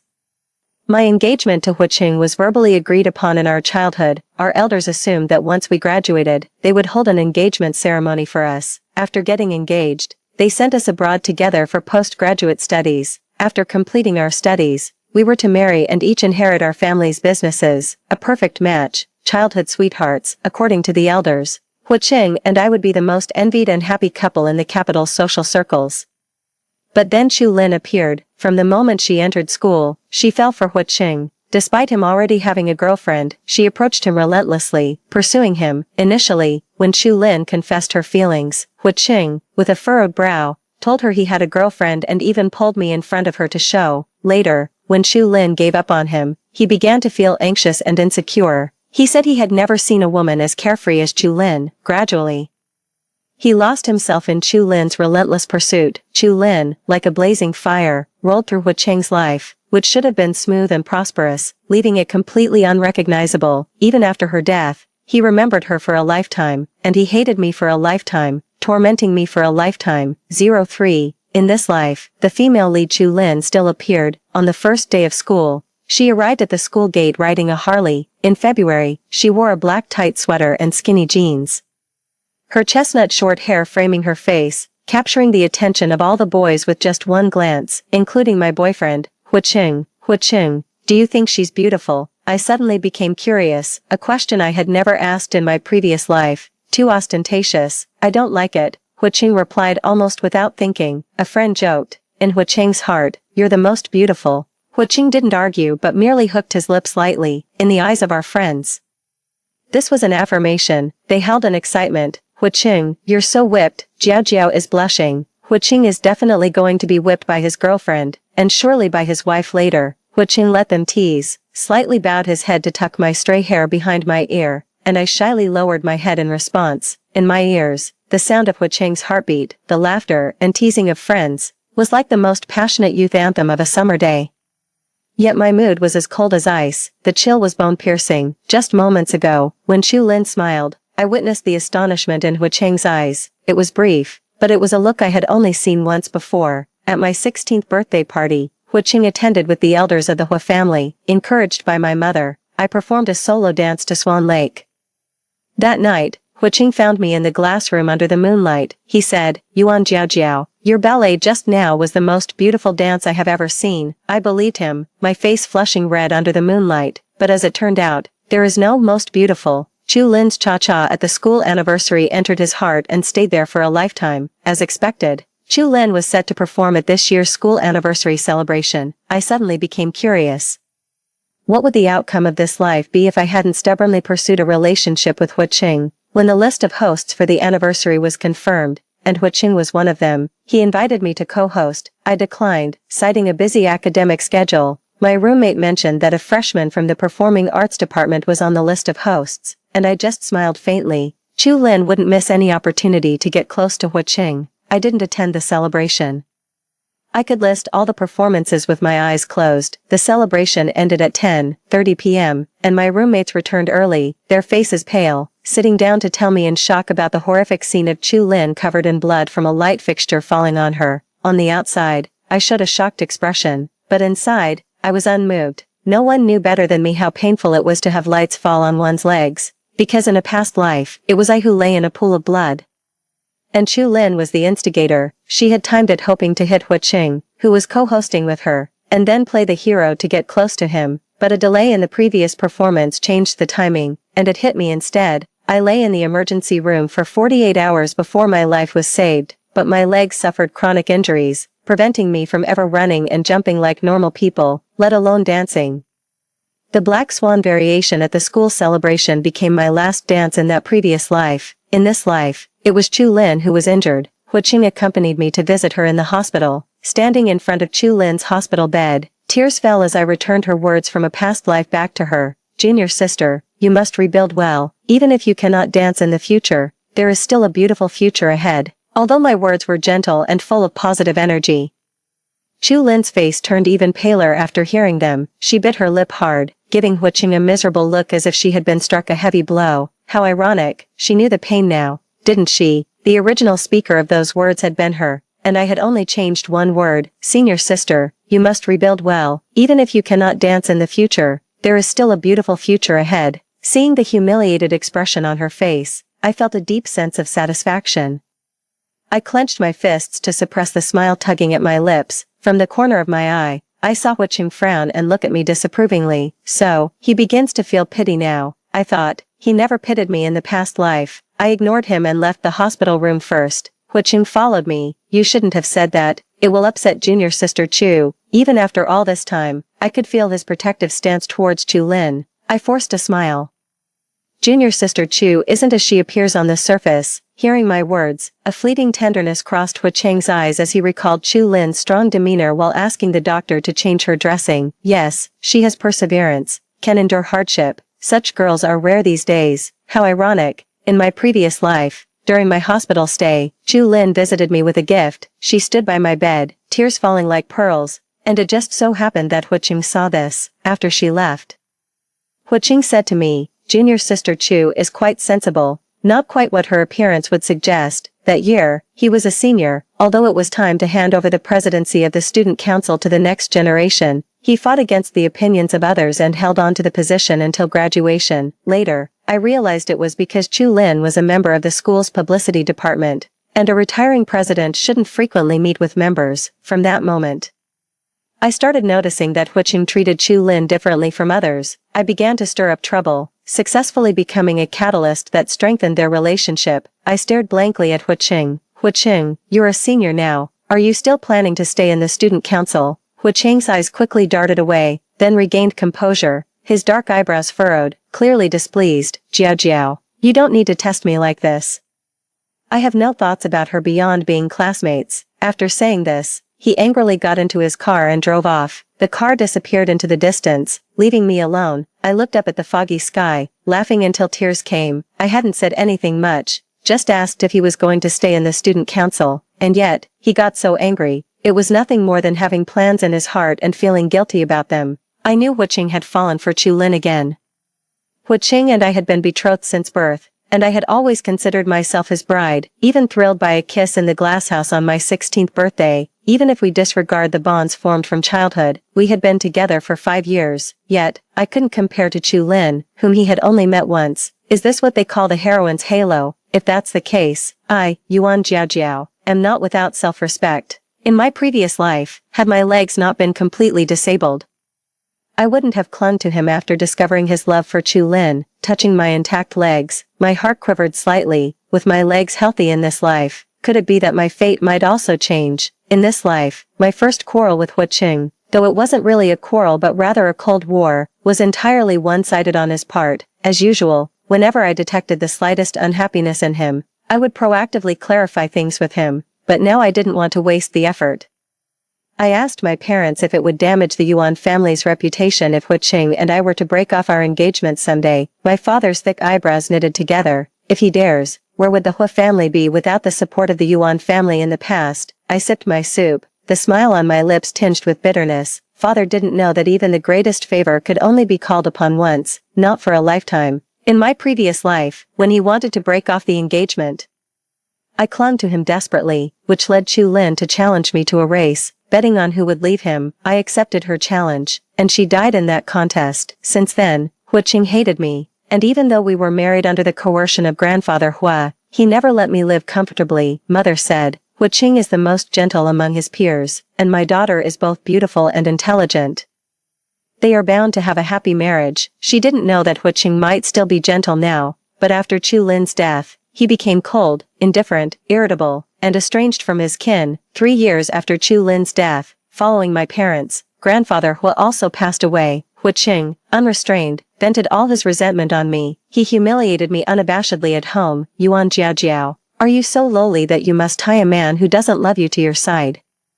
Why couldn't it have been you who died back then? In business, Huiqing ruthlessly pursued me. The Yuan family's business being gradually swallowed by the Hu Corporation. You used to rely on the Yuan family's power and didn't take Chu Lin seriously. Now, I want to see what you can do without the Yuan family backing you. When Huiqing sold the old Yuan family mansion at a low price, he even considered buying the cemetery where my parents were buried to develop an amusement park. At that time, I was already 2 months pregnant and was so upset that I ended up in the hospital several times to save the pregnancy. He stormed into my hospital room with his private doctor, intending to terminate the pregnancy. I knelt on the ground, crying and begging him to spare the child in memory of the Yuan ancestors who once saved the Hua family from disaster. His expression was so calm, as if watching an animal perform, with a cold indifference that had nothing to do with him. If you can keep it, then keep it. How could I keep it? At that time, I was already very weak, even struggling to get out of bed. Huiqing left me in a private residence of the Hua family without medical care or professional nursing,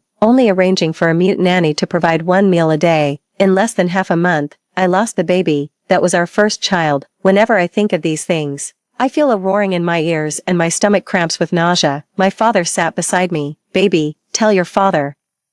Did that Hua boy bully you? My loving father was still there, but I didn't know when white hairs had begun to appear in his thick black hair. My throat was so sore. I managed a faint smile and lied. Dad, Huiqing has a good temper. My father noticed my hand trembling as I held the soup spoon, and his gaze grew thoughtful. After a while, he said seriously, baby, just hang in there. Once I finish this project I'm working on, the Yuan family's foundation will be secure. Then, Yuan Hao's daughter won't have to live at the mercy of anyone. The project. My face suddenly turned pale. In my previous life, it was this project that began the slow decline of the Yuan family. Huiqing and I had been cold to each other for 5 days, something that had never happened before. Our mutual friends noticed and tried to get us out together for some fun, but Huiqing and I both declined, citing academic reasons. 2 days later, it was Yanlei's birthday.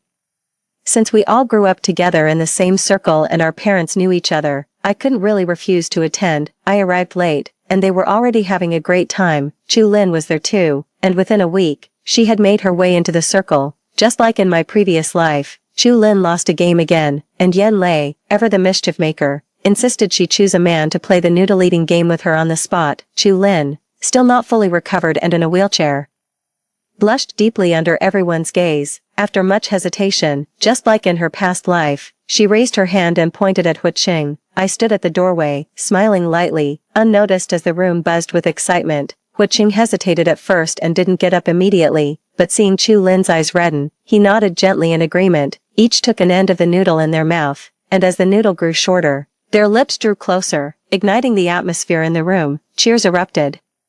Everyone forgetting that Huiqing had a girlfriend, I turned away without looking back. Behind me stood an aunt with an embarrassed expression. Miss Yuan, it's just kids fooling around. Her tone was very cautious, fearful that I might impulsively cause a scene at the young Master Yan's birthday party. She wasn't wrong to worry. In my previous life, I indeed made a scene. I barged into the room with my crutch, slapped Chu Lin, scolded Yan Lei, and even pushed the aunt who tried to intervene. I didn't mean to push her, and I didn't know she was Yan Lei's aunt from his hometown. Yan Lei had lost his mother young and was very close to her. That outburst completely ruined my relationship with Huiqing and strained things with Yan Lei. At that time, I knew nothing about doing business, only aware that the Hua family owned extensive properties, unmatched in our circle, yet unaware that a third of the Hua family's business relied on the Yen family's connections. The Yen family had a vast and intricate network of relationships. A week after the incident, the major project that was supposed to be a sure thing for my dad fell through. Later on, there was a major upheaval in the Yuan family's business chain. I went to seek help from Yen Lei, but I couldn't even get through the gates of his house. Uncle Yen didn't like me. He forbade Yen Lei from helping me, and even more from getting involved in the matters between Hu Qing and me. Auntie, could you please give this gift to Xiao Lei for me? I won't go in. I smiled as I handed the gift to the auntie, then quietly left. It was as if I had never been there. The next day, Yen Lei made a special trip to see me at school, and we met at a coffee shop outside the campus. Yen Lei arrived first and ordered my favorite, a cherry blossom latte. He first thanked me for the gift I sent him, then delicately said, "Jiao Jiao, I'm sorry. We drank too much last night. Don't take it to heart, okay?"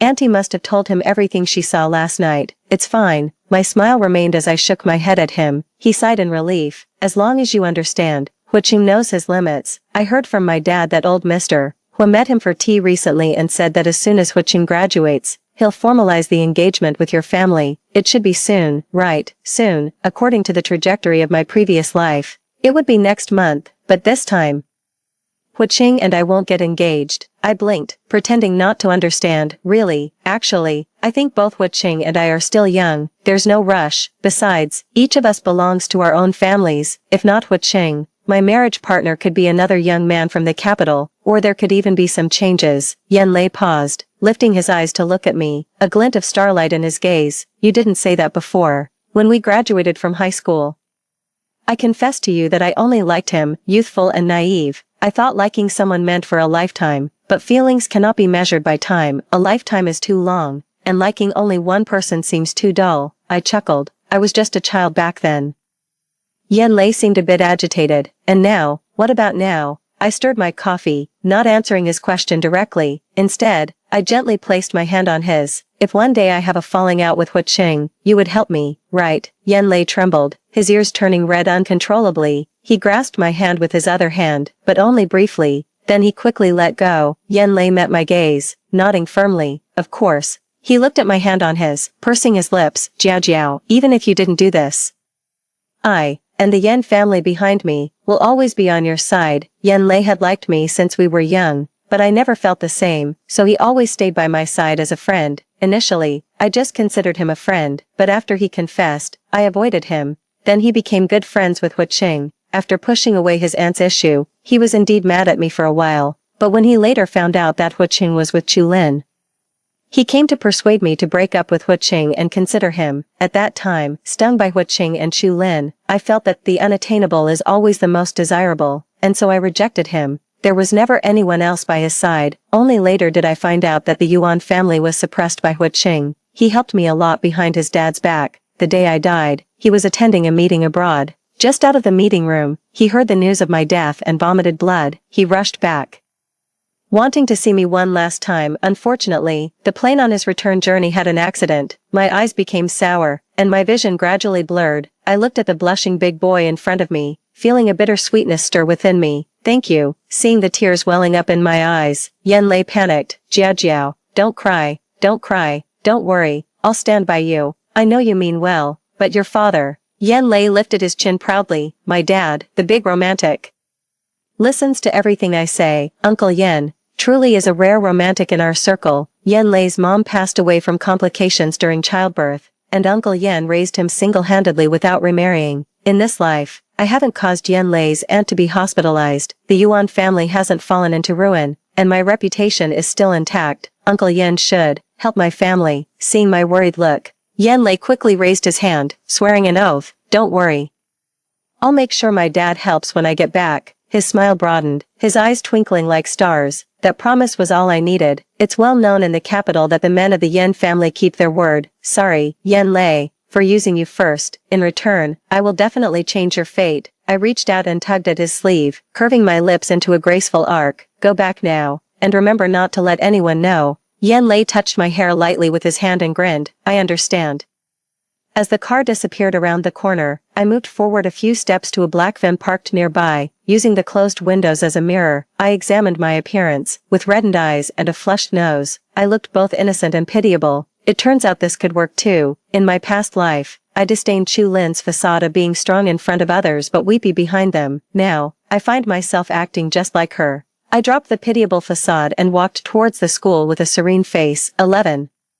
Inside the black van, the assistant in the driver's seat, dared not make a sound. Hu Cheng's dark eyes were fixed in the direction of the school gate. He had originally promised Chu Lin to take her for a checkup today, but coincidentally, as the car reached the school gate, he saw Yuan Jiaojiao entering a cafe by the roadside. She had been there for half an hour since her appearance. The tinted car windows shielded the inside from view, but from inside, the actions and expressions of those outside were clear. His girlfriend secretly meeting with a brother. Hu Cheng scoffed coldly, feeling the irony. He had been feeling guilty, avoiding getting too close to Chu Lin. It turned out Yuan Jiaojiao had gotten close with Yan Lei first. No wonder she was less clingy than before, dismissive in her messages, and unresponsive to calls. This was for the better. He didn't need to feel guilty anymore. Hu Cheng's lips twitched. He took a deep breath, trying to suppress the unease in his heart, but it was to no avail. Just then, Chu Lin slowly emerged from the school gate. She was dressed beautifully in a mint green dress, revealing her slender legs. Her pretty face lit up brightly at the sight of him. The bright sunlight added a touch of wildness to her. Hu Cheng watched the girl not far away, narrowing his eyes. Before coming,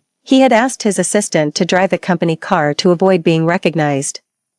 Thinking of the intimate behavior between Yuan Jiaojiao and Yan Lei earlier, he suddenly didn't want to hide anymore. Let everyone see. Hu Cheng pushed open the car door and stepped out. 12. That evening, Dad announced that the project was finalized. With Uncle Yan's connections, it was settled over a dinner. I called Yan Lei to thank him, but he hung up. 3 seconds later, he video called me from the gym. The person in the camera's lens has fair skin dotted with fine beads of sweat and bright red lips. It makes one's heart skip a beat. I called to thank you. Did I disturb you? The man paused mid-action, his bright eyes intently staring over. Do you still need to say thank you to me? At those words, I pursed my lips and remained silent. Seeing that I made no comment, Yan Lei coughed. I don't mean to rush you. Take your time. I won't mention it to Hu Cheng. Anyway, I'm fine with it. It's just that sometimes I want to see you, but I'm afraid to seek you out. After all, it's not officially acknowledged, and it could lead to gossip. After he finished speaking, he moved the phone slightly away. He lifted his shirt hem and wiped the sweat from his face. In doing so, he revealed a clear set of abs, so striking that it was hard to look away. Honestly, Yan Lei has a better physique than Hu Cheng.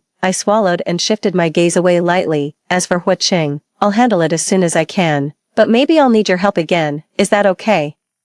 The man in the video looked at me and grinned with a flash of his teeth. Happy to help. That evening, someone captured a photo of senior Hu Cheng from senior year picking up a junior girl in his car. I remained indifferent, continuing with my usual routine of classes, library, and dorm. A kind classmate came to warn me, but I only responded, I believe Hu Cheng isn't like that. And although I haven't met Junior Chu personally, I've heard from other friends that she might seem unapproachable. But she's actually very nice. The person hesitated to speak further, then just shook their head and left. Later, rumors spread that Chu Lin and I were close friends and that Hu Cheng picking her up was at my request. My roommate saw this and scoffed. Who would want to be friends with that kind of person? I don't know who started that rumor, who else but Chu Lin herself, trying to snatch Hu Cheng and step on me to gain a good reputation, playing both sides. That's the heroine for you. Let her take Hu Cheng if she wants, but I absolutely won't allow her to step on me to climb higher. A week after Yan Lei's birthday, a video of Hu Cheng and Chu Lin playing a game was posted on the school's forum. Overnight, the way people looked at me changed from mere disappointment to sympathy and indignation. In a previous life, Hu Cheng told me it was just a game and not to take it to heart, but was it really just a game? I skipped class with my roommate Tang Tang and bought a bunch of snacks. When we reached the student union, they told me Hu Cheng was in the office, carrying a lot of stuff. 2 classmates volunteered to help carry it up.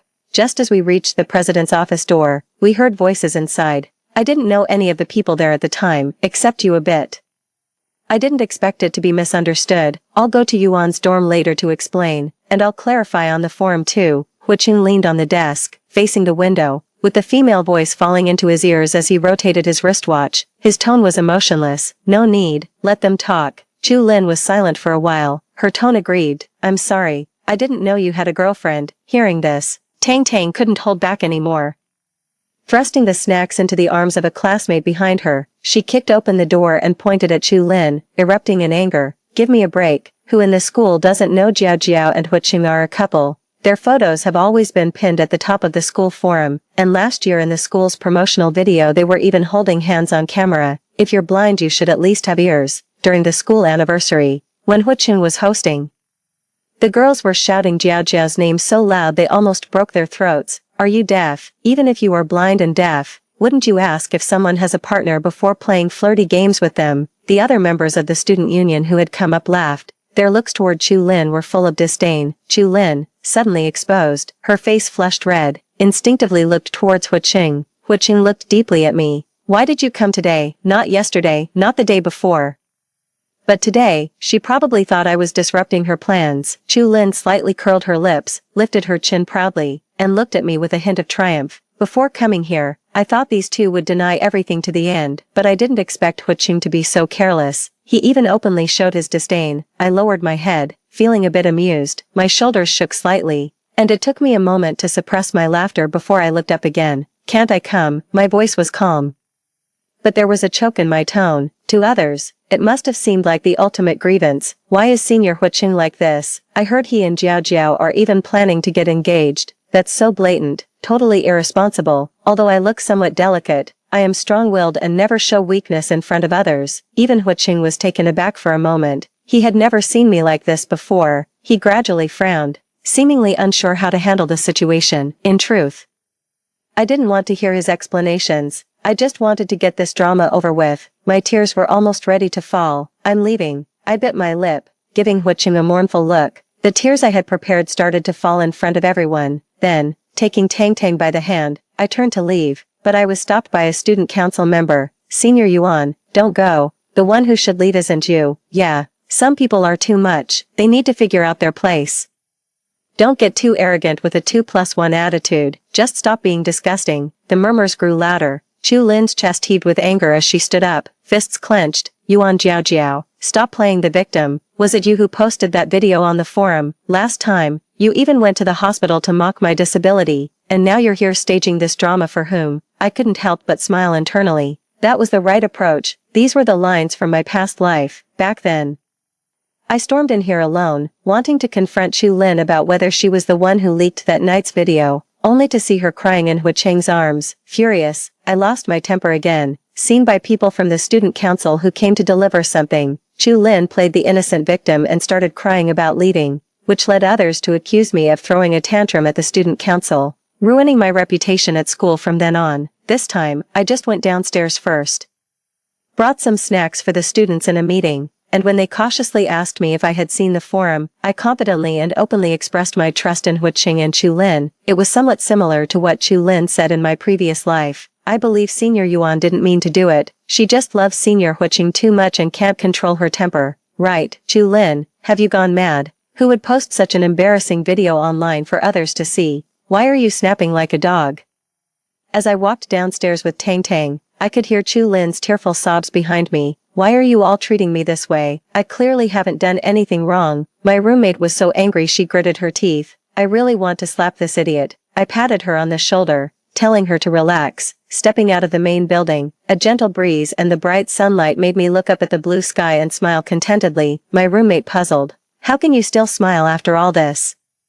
Because I won. From the visit to the hospital, I had deliberately provoked Chu Lin to make her angry. As the art of war states, agitate them and tire them. If your opponent makes you angry, you're likely to lose. In my previous life, Chu Lin agitated me first, causing me to lose my composure and rhythm, and I kept losing to her. This life, I started by agitating her first. I won the first round, and now, by agitating her again, I've won another round. I won. I will keep on winning. Suddenly, a wave of panic surged in Huqing's heart as he stood up straight in the office. Just as he was about to follow someone out the door, Chu Lin grabbed his arm. Senior, could you please speak for me? I didn't do it. Huqing lowered his head to look at Chu Lin, who was crying pitifully, and suddenly felt a sharp pain in his stomach. Huqing was hospitalized. His classmates from the student council sent him there. Acute gastritis. He posted a message on his social circle. Soon, all his close friends rushed over. When everyone arrived, they found only Huqing and Chu Lin in the hospital room. They all laughed.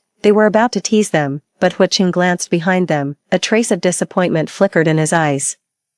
Is it just you guys? Everyone was startled. Within their circle, they were the closest. If anyone else was to be mentioned, it would only be Yuan Jiaojiao and Yan Lei. With Chu Lin there, it wouldn't be appropriate for Yuan Jiaojiao to come. Someone guessed he was asking about Yan Lei. Yan Lei has been busy lately. Whenever we call him out, he always says he's busy. Busy, of course, he's busy. Busy dating, such a couple. Huiqing's expression grew colder and colder. Seeing that the atmosphere had turned tense, everyone dared not speak further. Only Chu Lin, a bit bolder, poured a glass of water for Huiqing. Huiqing took it, then coldly pointed at one of the guys. Call Yan Lei. That guy did as told and put Yan Lei on speakerphone. As soon as the call connected, heavy breathing sounds that could lead to wild guesses were heard. Bang! Huiqing slammed the glass down onto the floor. Ah! Splashes of water and shards of glass scattered everywhere. Chu Lin screamed in fright. Everyone was silent, not knowing why Huiqing was so angry, and too scared to speak. The breathing from the phone continued. Huiqing shouted into the phone, Yan Lei, what are you doing? Who's with you? The sound of a treadmill stopped, and from the phone, Yan Lei's chuckling voice emerged. Huiqing, why the rush? Just running. Who did you think was with me? At this hour, that lady who let out a cry, who is she? His tone was lazy. But each word struck deep into Huiqing's heart, and those who were initially clueless began to grasp something. Did Huiqing think Yan Lei was up to something? But even if he was, what did it have to do with him? Why was he so anxious? The next day, the story Chu Lin has no shame, a real vixen, exploded across the social networks. Everyone knew that Chu Lin shamelessly interfered with Yuan Jiaojiao and Huiqing's relationship. Huiqing was not much better. Openly displaying affection with his mistress in the student council, Chu Lin and Huiqing's reputations were completely ruined at the school. Meanwhile, Yuan Jiaojiao seemed to have given up. Previously, she kept her distance from other men because of Huiqing. But now she was frequently seen with Yan Lei, the heartthrob from the neighboring university. Those in the circle sensed the real story. Huiqing was angry because he knew Yan Lei and Yuan Jiaojiao had gotten together. But he had found someone else too. Huiqing had someone call Yuan Jiaojiao. Reluctantly, the person dialed her number. Compelled by Huiqing's chilling demeanor, the call connected slowly. What is it? A man's voice came through. The temperature in the room seemed to drop below zero. They knew that voice all too well. Huiqing forced a smile, flames nearly shooting from his eyes. Yan Lei, why do you have Yuan Jiaojiao's phone? A laugh came from the other end of the line. Huiqing. Not only is the phone with me, but she is here with me too. Huiqing's veins throbbed at his temples. He snatched the phone and smashed it violently against the wall. Yan Lei would visit me every now and then. He's a student from the university next door and comes to our school to play basketball. You're 20 minutes later than yesterday. Yan Lei, dressed in a loose blue basketball jersey, ran over to me. Lately, I don't know what's gotten into him. He often stops halfway through the game to have me bring him water, even though there's bottled water available at the basketball court. He refuses to drink it, insisting instead that I make him herbal tea, claiming it's for health reasons. I handed him the kettle with a faint smile, explaining, the water dispenser was broken, so I borrowed some hot water from the dorm supervisor. He huffed, picked up a bottle of mineral water from the ground, opened it, and handed it to me before taking the kettle from me, pouring half a cup, and mixing it with half a cup of mineral water before gulping it down. Sweat soaked through the back of his jersey, and with each breath he took, the logo on the front of his team uniform rose and fell. The setting sun sharply and deeply cut the contours of his profile. There were many tall guys with broad shoulders and narrow hips on the court, but Yan Lei stood out the most. It made my throat itch just looking at him. And I casually turned my gaze away. The next second, my head was turned back. Miss Yuan, what strange thing are you looking at? Is it more interesting than me? When Yan Lei lowered his head, his eyelids drooped, giving off a despondent and pitiful vibe, much like the Labrador on my roommate's wallpaper. I couldn't help myself and touched his fluffy, curly hair. Yan Lei's face immediately turned red, and he growled quietly, "What are you doing? You can't just touch a man's hair like that." "Oh. But I already did." I pursed my lips and smiled at him. "Sorry, I'll do it again next time." "Forget it, but don't make it a habit." He took a big gulp, one hand holding my thermos, the other pulling on my arm. "I'm so hungry. Treat me to a meal." I really should treat him, considering I owe him a big favor. I smiled and was about to get up when a basketball came flying straight at me. I was frozen in place, terrified. As a dark shadow approached, lightning flashed and thunder roared. And a large hand caught it, slamming it back. Yan Lei shielded me behind him and yelled, "Huiqing, what are you doing?" Huiqing had arrived at some point, Without Chu Lin by his side, he often played basketball, but each department had its own court, and he seldom came to ours. Hu Qing wasn't in his basketball jersey but wore a simple jacket, sweatpants, and sneakers, looking like he had just finished class. I always felt. He looked up at Yan Lei, his lips gradually straightening into a line. Sorry, it slipped. Both of their faces turned cold, creating a tense standoff. The air seemed to be filled with the smell of gunpowder. Yan Lei, I tugged at his arm, and he looked down at me in surprise. I'm hungry, let's go. I smiled at him. He stared at me for a couple of seconds, then pursed his lips. What do you want to eat? What do you feel like eating? Are you really treating me? Yeah, no, don't. I can't accept a girl taking me out for a meal, under the setting sun. We walked side by side out of the basketball court, neither of us giving Hu Qing another glance. Hu Qing stood rigidly in place, everything around him receding at an unusual pace. All he could see were the fading figures of the two of us, so near yet so far. The dimming sunlight stretched his shadow long. Perhaps even he hadn't noticed, but his fingers hanging by his side were trembling slightly when Hu Qing called me. I was washing my hair and couldn't answer. By the time I dried my hands and tried to pick up, the call had ended. I didn't call back and rushed off to class instead. Unexpectedly, Hu Qing was waiting for me in my classroom. Seeing someone secretly taking photos with their phone, I was on edge. It was a large class that lasted all afternoon. Attending class under the watchful eyes of everyone was uncomfortable. According to the plot, at this time, Hu Qing should have been getting along well with Chu Lin. Why did he come here? Is there something you need? I asked quietly, turning my face to the side. I'm here to accompany you in class, Hu Qing replied without looking up, seemingly oblivious to the stares of others, his eyes fixed on the book he brought. With our current relationship, that's really not necessary. Everyone knows we had a falling out. Hu Qing slightly lifted his eyelids.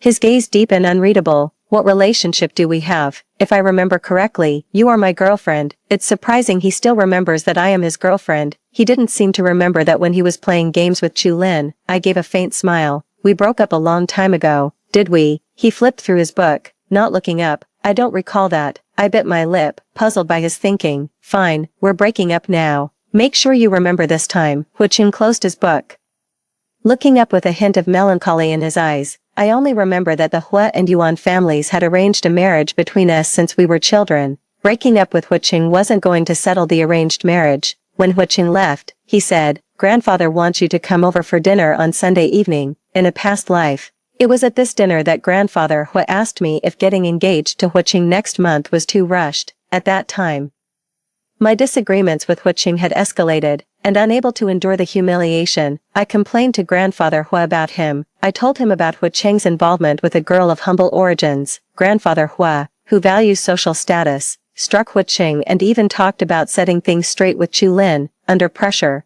Hu Qing agreed to the engagement, but the engagement party never happened, because the night before the engagement, he deliberately soaked himself in ice water all night and ended up in the hospital. To avoid marrying me, he was even willing to risk his life. This time, when Grandfather Hua asked, I planned to refuse directly, but I didn't expect Hu Qing to agree before I could speak. Even though Grandfather Hua was asking me, he interrupted. Grandfather, Jiao won't mind. We've been together for so long. Before coming here, I had already discussed it with my parents. They were also aware of Hu Qing and Chu Lin's situation, yet now, seeing Hu Qing still wanting to go ahead with the engagement, my father was furious. With eyes full of anger fixed on Hu Qing, who was calmly having his soup, he restrained his rage and said lightly, let's not discuss the engagement for now. Jiao is still young, and her mother and I would like to keep her with us for a few more years. Times have changed, and there's no longer any need for equal social standing in marriages. If Xiaochen truly likes that girl, he should bring her over for Grandpa to meet. I didn't expect my father to be so direct, which made Hu Qing suddenly look up. Instead of looking at Grandpa Hua, he looked at me in disbelief. He hadn't expected me to tell my parents about it. He thought at most I would be upset with him, but that we would still get married. After all, I loved him so much. He was too confident. Grandpa Hua found out and decided to enforce the family discipline. Hu Qing couldn't escape a beating, but this time, without my insistence, the marriage was called off. My relationship with Hu Qing was officially over. That night, I posted on my social circle, once wished for us, now wishing for you and me. Many friends privately messaged me asking what happened. I simply replied, we broke up. There was no need to explain further. They all knew about Hu Qing's heated affair with a girl outside our circle. The Yuan family and Yuan Jiao were not at fault. I watched the drama unfold like an outsider. In this life, I was a perfect victim. Hu Qing and Chu Lin stood at the lowest moral point. Only one person liked that post in my social circle. It was Yan Lei. At midnight, he called me. Want to go see the sunrise? Sure. I put on my prettiest dress. Quietly, I ran downstairs and got into Yan Lei's car. The air conditioning was on, and he handed me a blanket with a flushed face. It'll take an hour and a half to get there. You should sleep a bit.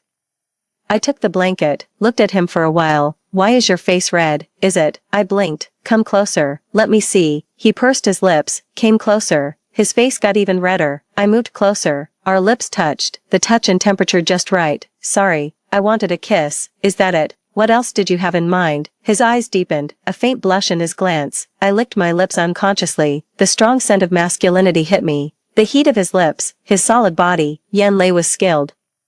A tingling sensation spread as fireworks exploded in the distance. I was lost in the splendor. The sunrise was beautiful. As the sun rose from the horizon, Yan Lei took a photo of me and posted it on his social circle. Caption, lover. The comment section exploded. Are you guys together now? So early in the morning, you were together last night. I zoomed in on Jiao Jiao's neck. I leaned on Yan Lei, laughing uncontrollably at the comments.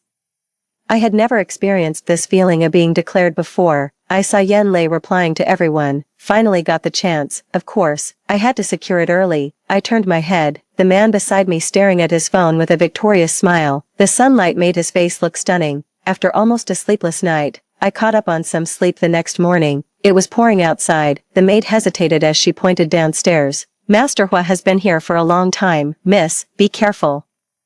I always feel that Master Hua is a bit strange. The moment I saw Hu Qing, I understood what the maid meant by a bit strange. In just one night, he seemed like a completely different person. He was sitting on the sofa when he heard a noise and looked up. His usually cold and indifferent eyes were like two bottomless black holes. My heart skipped a beat. The man in front of me was a spitting image of the one 10 years later, full of hatred and brooding.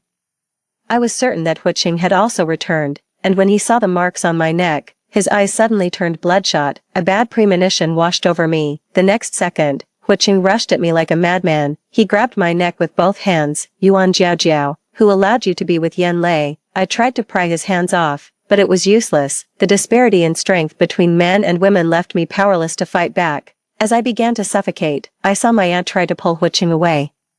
But he pushed her aside with one hand. Yuan Jiao Jiao, you belong to me, in past lives and in this one too. Don't even think about leaving me. His eyes were blood red, and he was clearly not in his right mind. The air in my lungs was slowly escaping. I felt like I was going to die. Is this my fate? Even reborn as a supporting character, I'm doomed to die at the hands of the protagonist. My vision started to blur, and my consciousness began to fade. Suddenly, a figure appeared and pulled Hu Qing away. The pressure on my neck was gone, and I collapsed to the ground, gasping for air. Yan Lei pinned Hu Qing to the ground. Cough, cough, cough. Don't hit him, just call the police. Hu Qing was taken away directly. The house was equipped with cameras, and his actions were caught. Constituting intentional harm, because the injuries were not severe, he was sentenced to only a year and a half, but that was enough for me. Hu Qing was indeed exceptional, but the Hua family has other grandsons. The Hua family wouldn't want an heir with a criminal record. He was now out of the running for the inheritance. After Hu Qing was incarcerated, I kept tabs on Chu Lin, finding her close with another wealthy young man in the circle, though he wasn't as blindly romantic as Hu Qing. Perhaps it was because of Hu Qing's precedent. Initially, the man had genuine feelings for her, but he didn't let it affect his decisions regarding arranged marriages and education. Chu Lin followed him for a while but was eventually dumped, unsatisfied. She went to his family's home and was humiliated. On the way back, she was in a car accident. She ended up with the same fate she had before. She clearly had other paths to take, to leave and start anew. Unfortunately, she hadn't been reborn and didn't know that this world was just a tragic novel, or perhaps, the current developments are just a new novel. But what does it matter? What's real and what's not? Who can truly say? Yan Lei's social media updates weren't hidden from elders. Uncle Yan saw them, and so did my parents. A week later, the Yan and Yuan families arranged an engagement for their children. Yan Lei was quite unhappy with it. Can't we